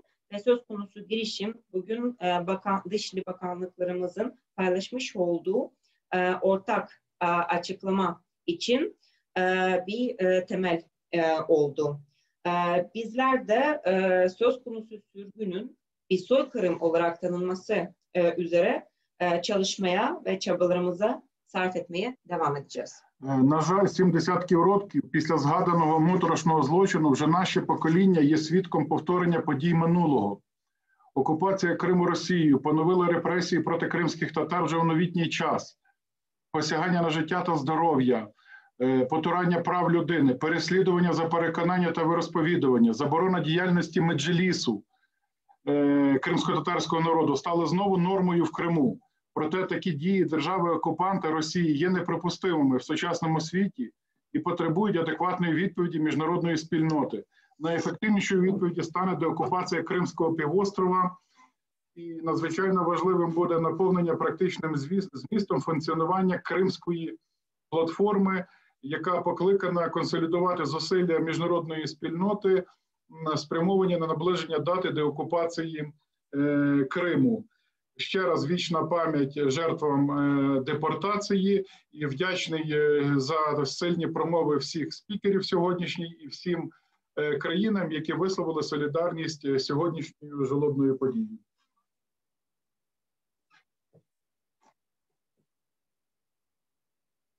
Ne yazık ki bu korkunç suçtan 70 yıl sonra neslimiz geçmişte yaşanan olaylara yeniden tanıklık ediyor. Rusya'nın geçici Kırım işgali insan hakları ihlalleriyle bir kez daha karşılaşan inanç, din ve Ukrayna'nın bir parçası olan Kırım işgalinin kabul edilmemesinden dolayı zulme maruz kalan Kırım Tatar halkına karşı yeni baskıların uygulanmasına, Kırım Tatar Milli Meclisi'nin yasaklanmasına ve çeşitli tecrit ve ayrımcılık biçimlerine yol açtı. İşgalci bir güç olarak Rusya'nın bu eylemleri günümüzde kabul edilemez ve uluslararası toplumun buna uygun bir yanıt vermesi gerekiyor. En etkili yanıt Kırım Yarımadası'nın işgalden kurtarılması olacaktır. Ve bu bağlamda Kırım platformu kapsamındaki çabalarımızı birleştirmemiz son derece önemli olacaktır. Çünkü söz konusu uluslararası girişim Kırım'ı işgalden bir an önce kurtarmak için oluşturuldu ve bu bağlamda hepimizin burada ortaklaşa yoğun bir şekilde çalışmamız gerekecektir.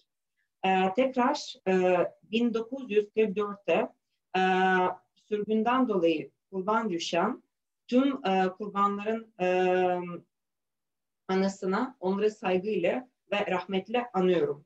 Bugün söz alan ve değerli düşüncelerini paylaşan tüm konuşmacılara teşekkür ederek dayanışma göstergesi olarak bu matem gününde yanımızda olan tüm ortaklarımıza şükranlarımı bildirmek istiyorum.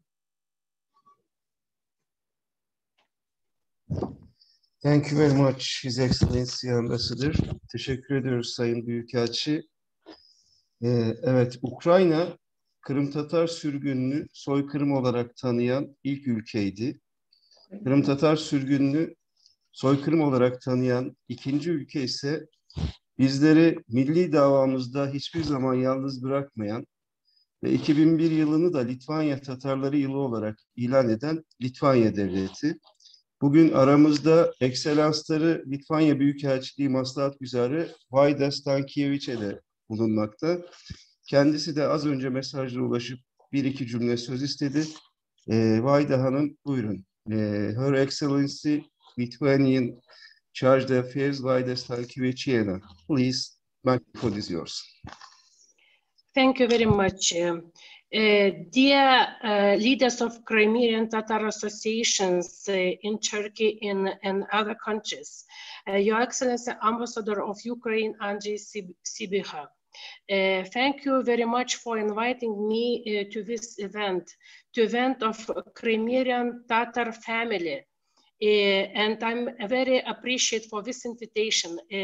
I see first time so many Crimean Tatars together commemorating the 77th anniversary of Crimean Tatars exile. On behalf of the embassy, I'm very glad that we succeeded to announce today joint statement by Ministers of Foreign Affairs of the Lublin Triangle, Ukraine, Lithuania, and Poland, dedicated to the memory of horrid deportation of Crimean Tatars from their homeland by the Soviets. Can somebody translate? Yes. I will translate. I will try to translate. And sorry if I lost some. Okay. Değerli Kırım Tatar dernekleri ve teşkilatlarının hem Türkiye'deki hem de Türkiye dışındaki teşkilatlarının başkanları ve temsilcileri ve sayın ekselansları Büyükelçi Andriy Sybiha, sizleri bu ortamda görmekten ve bu etkinliğe davet edilmekten çok büyük bir gurur ve mutluluk duydum. Pek çok Kırım Tatar dernek başkanının, sivil toplum kuruluşunun bu toplantıda bir arada görmekten de memnuniyet duydum. Bizler Büyükelçilik olarak bugün Lublin üçgeni, yani Ukrayna, Litvanya, Polonya olarak Kırım Tatar sürgününün 77. yıl dönümüyle ilgili olarak önemli bir bildiri yayınladık. Yes, please, you can continue. Lithuania always remember terrible actions of deportation and ethnic cleansing of Crimean Tatars to various regions within Soviet territories, in particular Siberia and Uzbekistan, as well as deportation of Lithuanian people to Siberia started from 14 June of 1941. We share common pain, common historical facts.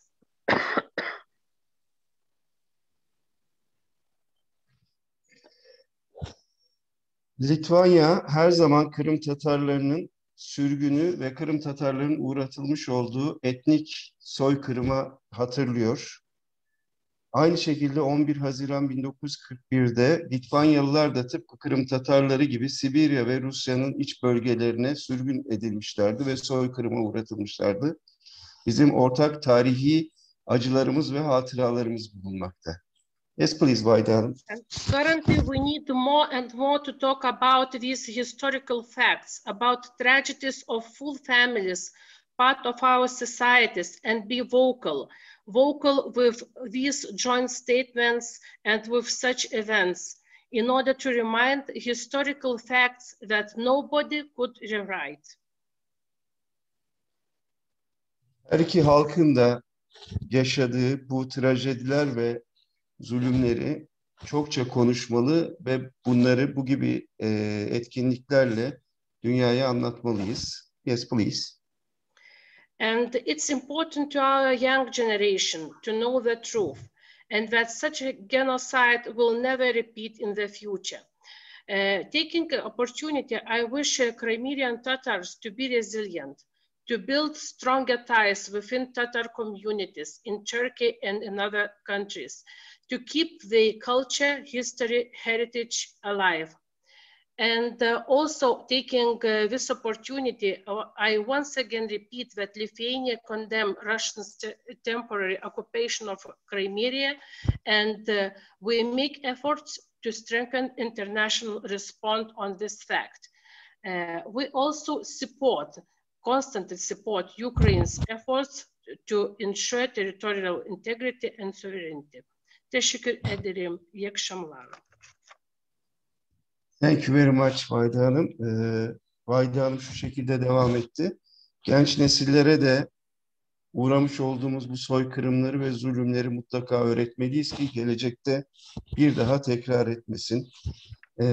Gerek Kırım Tatarları, gerekse Türkiye'de yaşayan Kırım Tatarları olarak kültürü, medeniyeti ve tarihini hatırlatacak faaliyetlere her zaman birlikte yapmaya hazırız.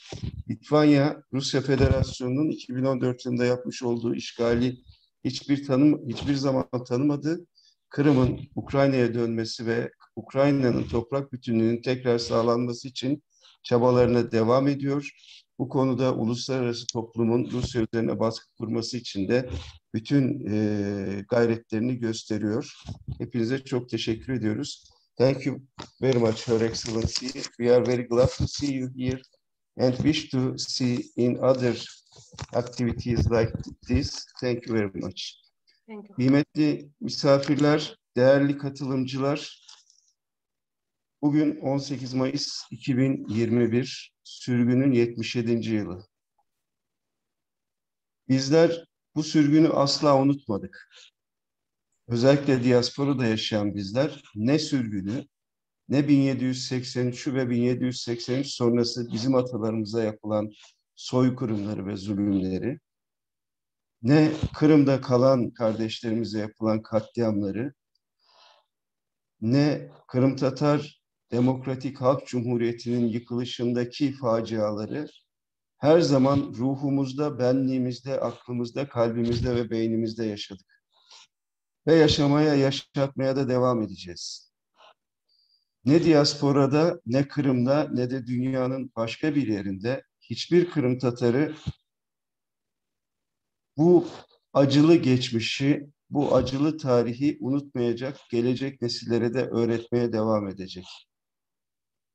Bir daha gerçekleşmesin umuduyla bizim nesilden nesile bu bayrak yarışımız devam ediyor, milli mücadelemiz devam ediyor.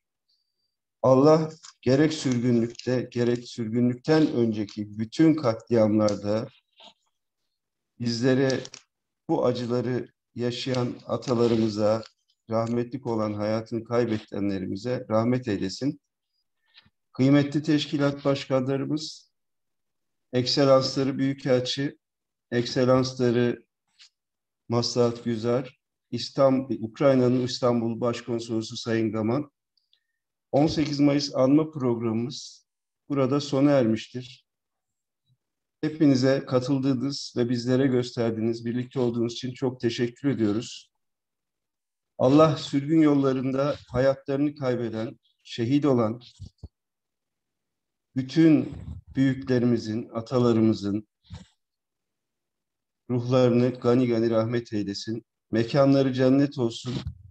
Hep birlikte birer Fatiha göndererek programı bitirelim. Çok teşekkür ediyoruz katılımlarınız için. İyi geceler diliyoruz. Çok sağ olun.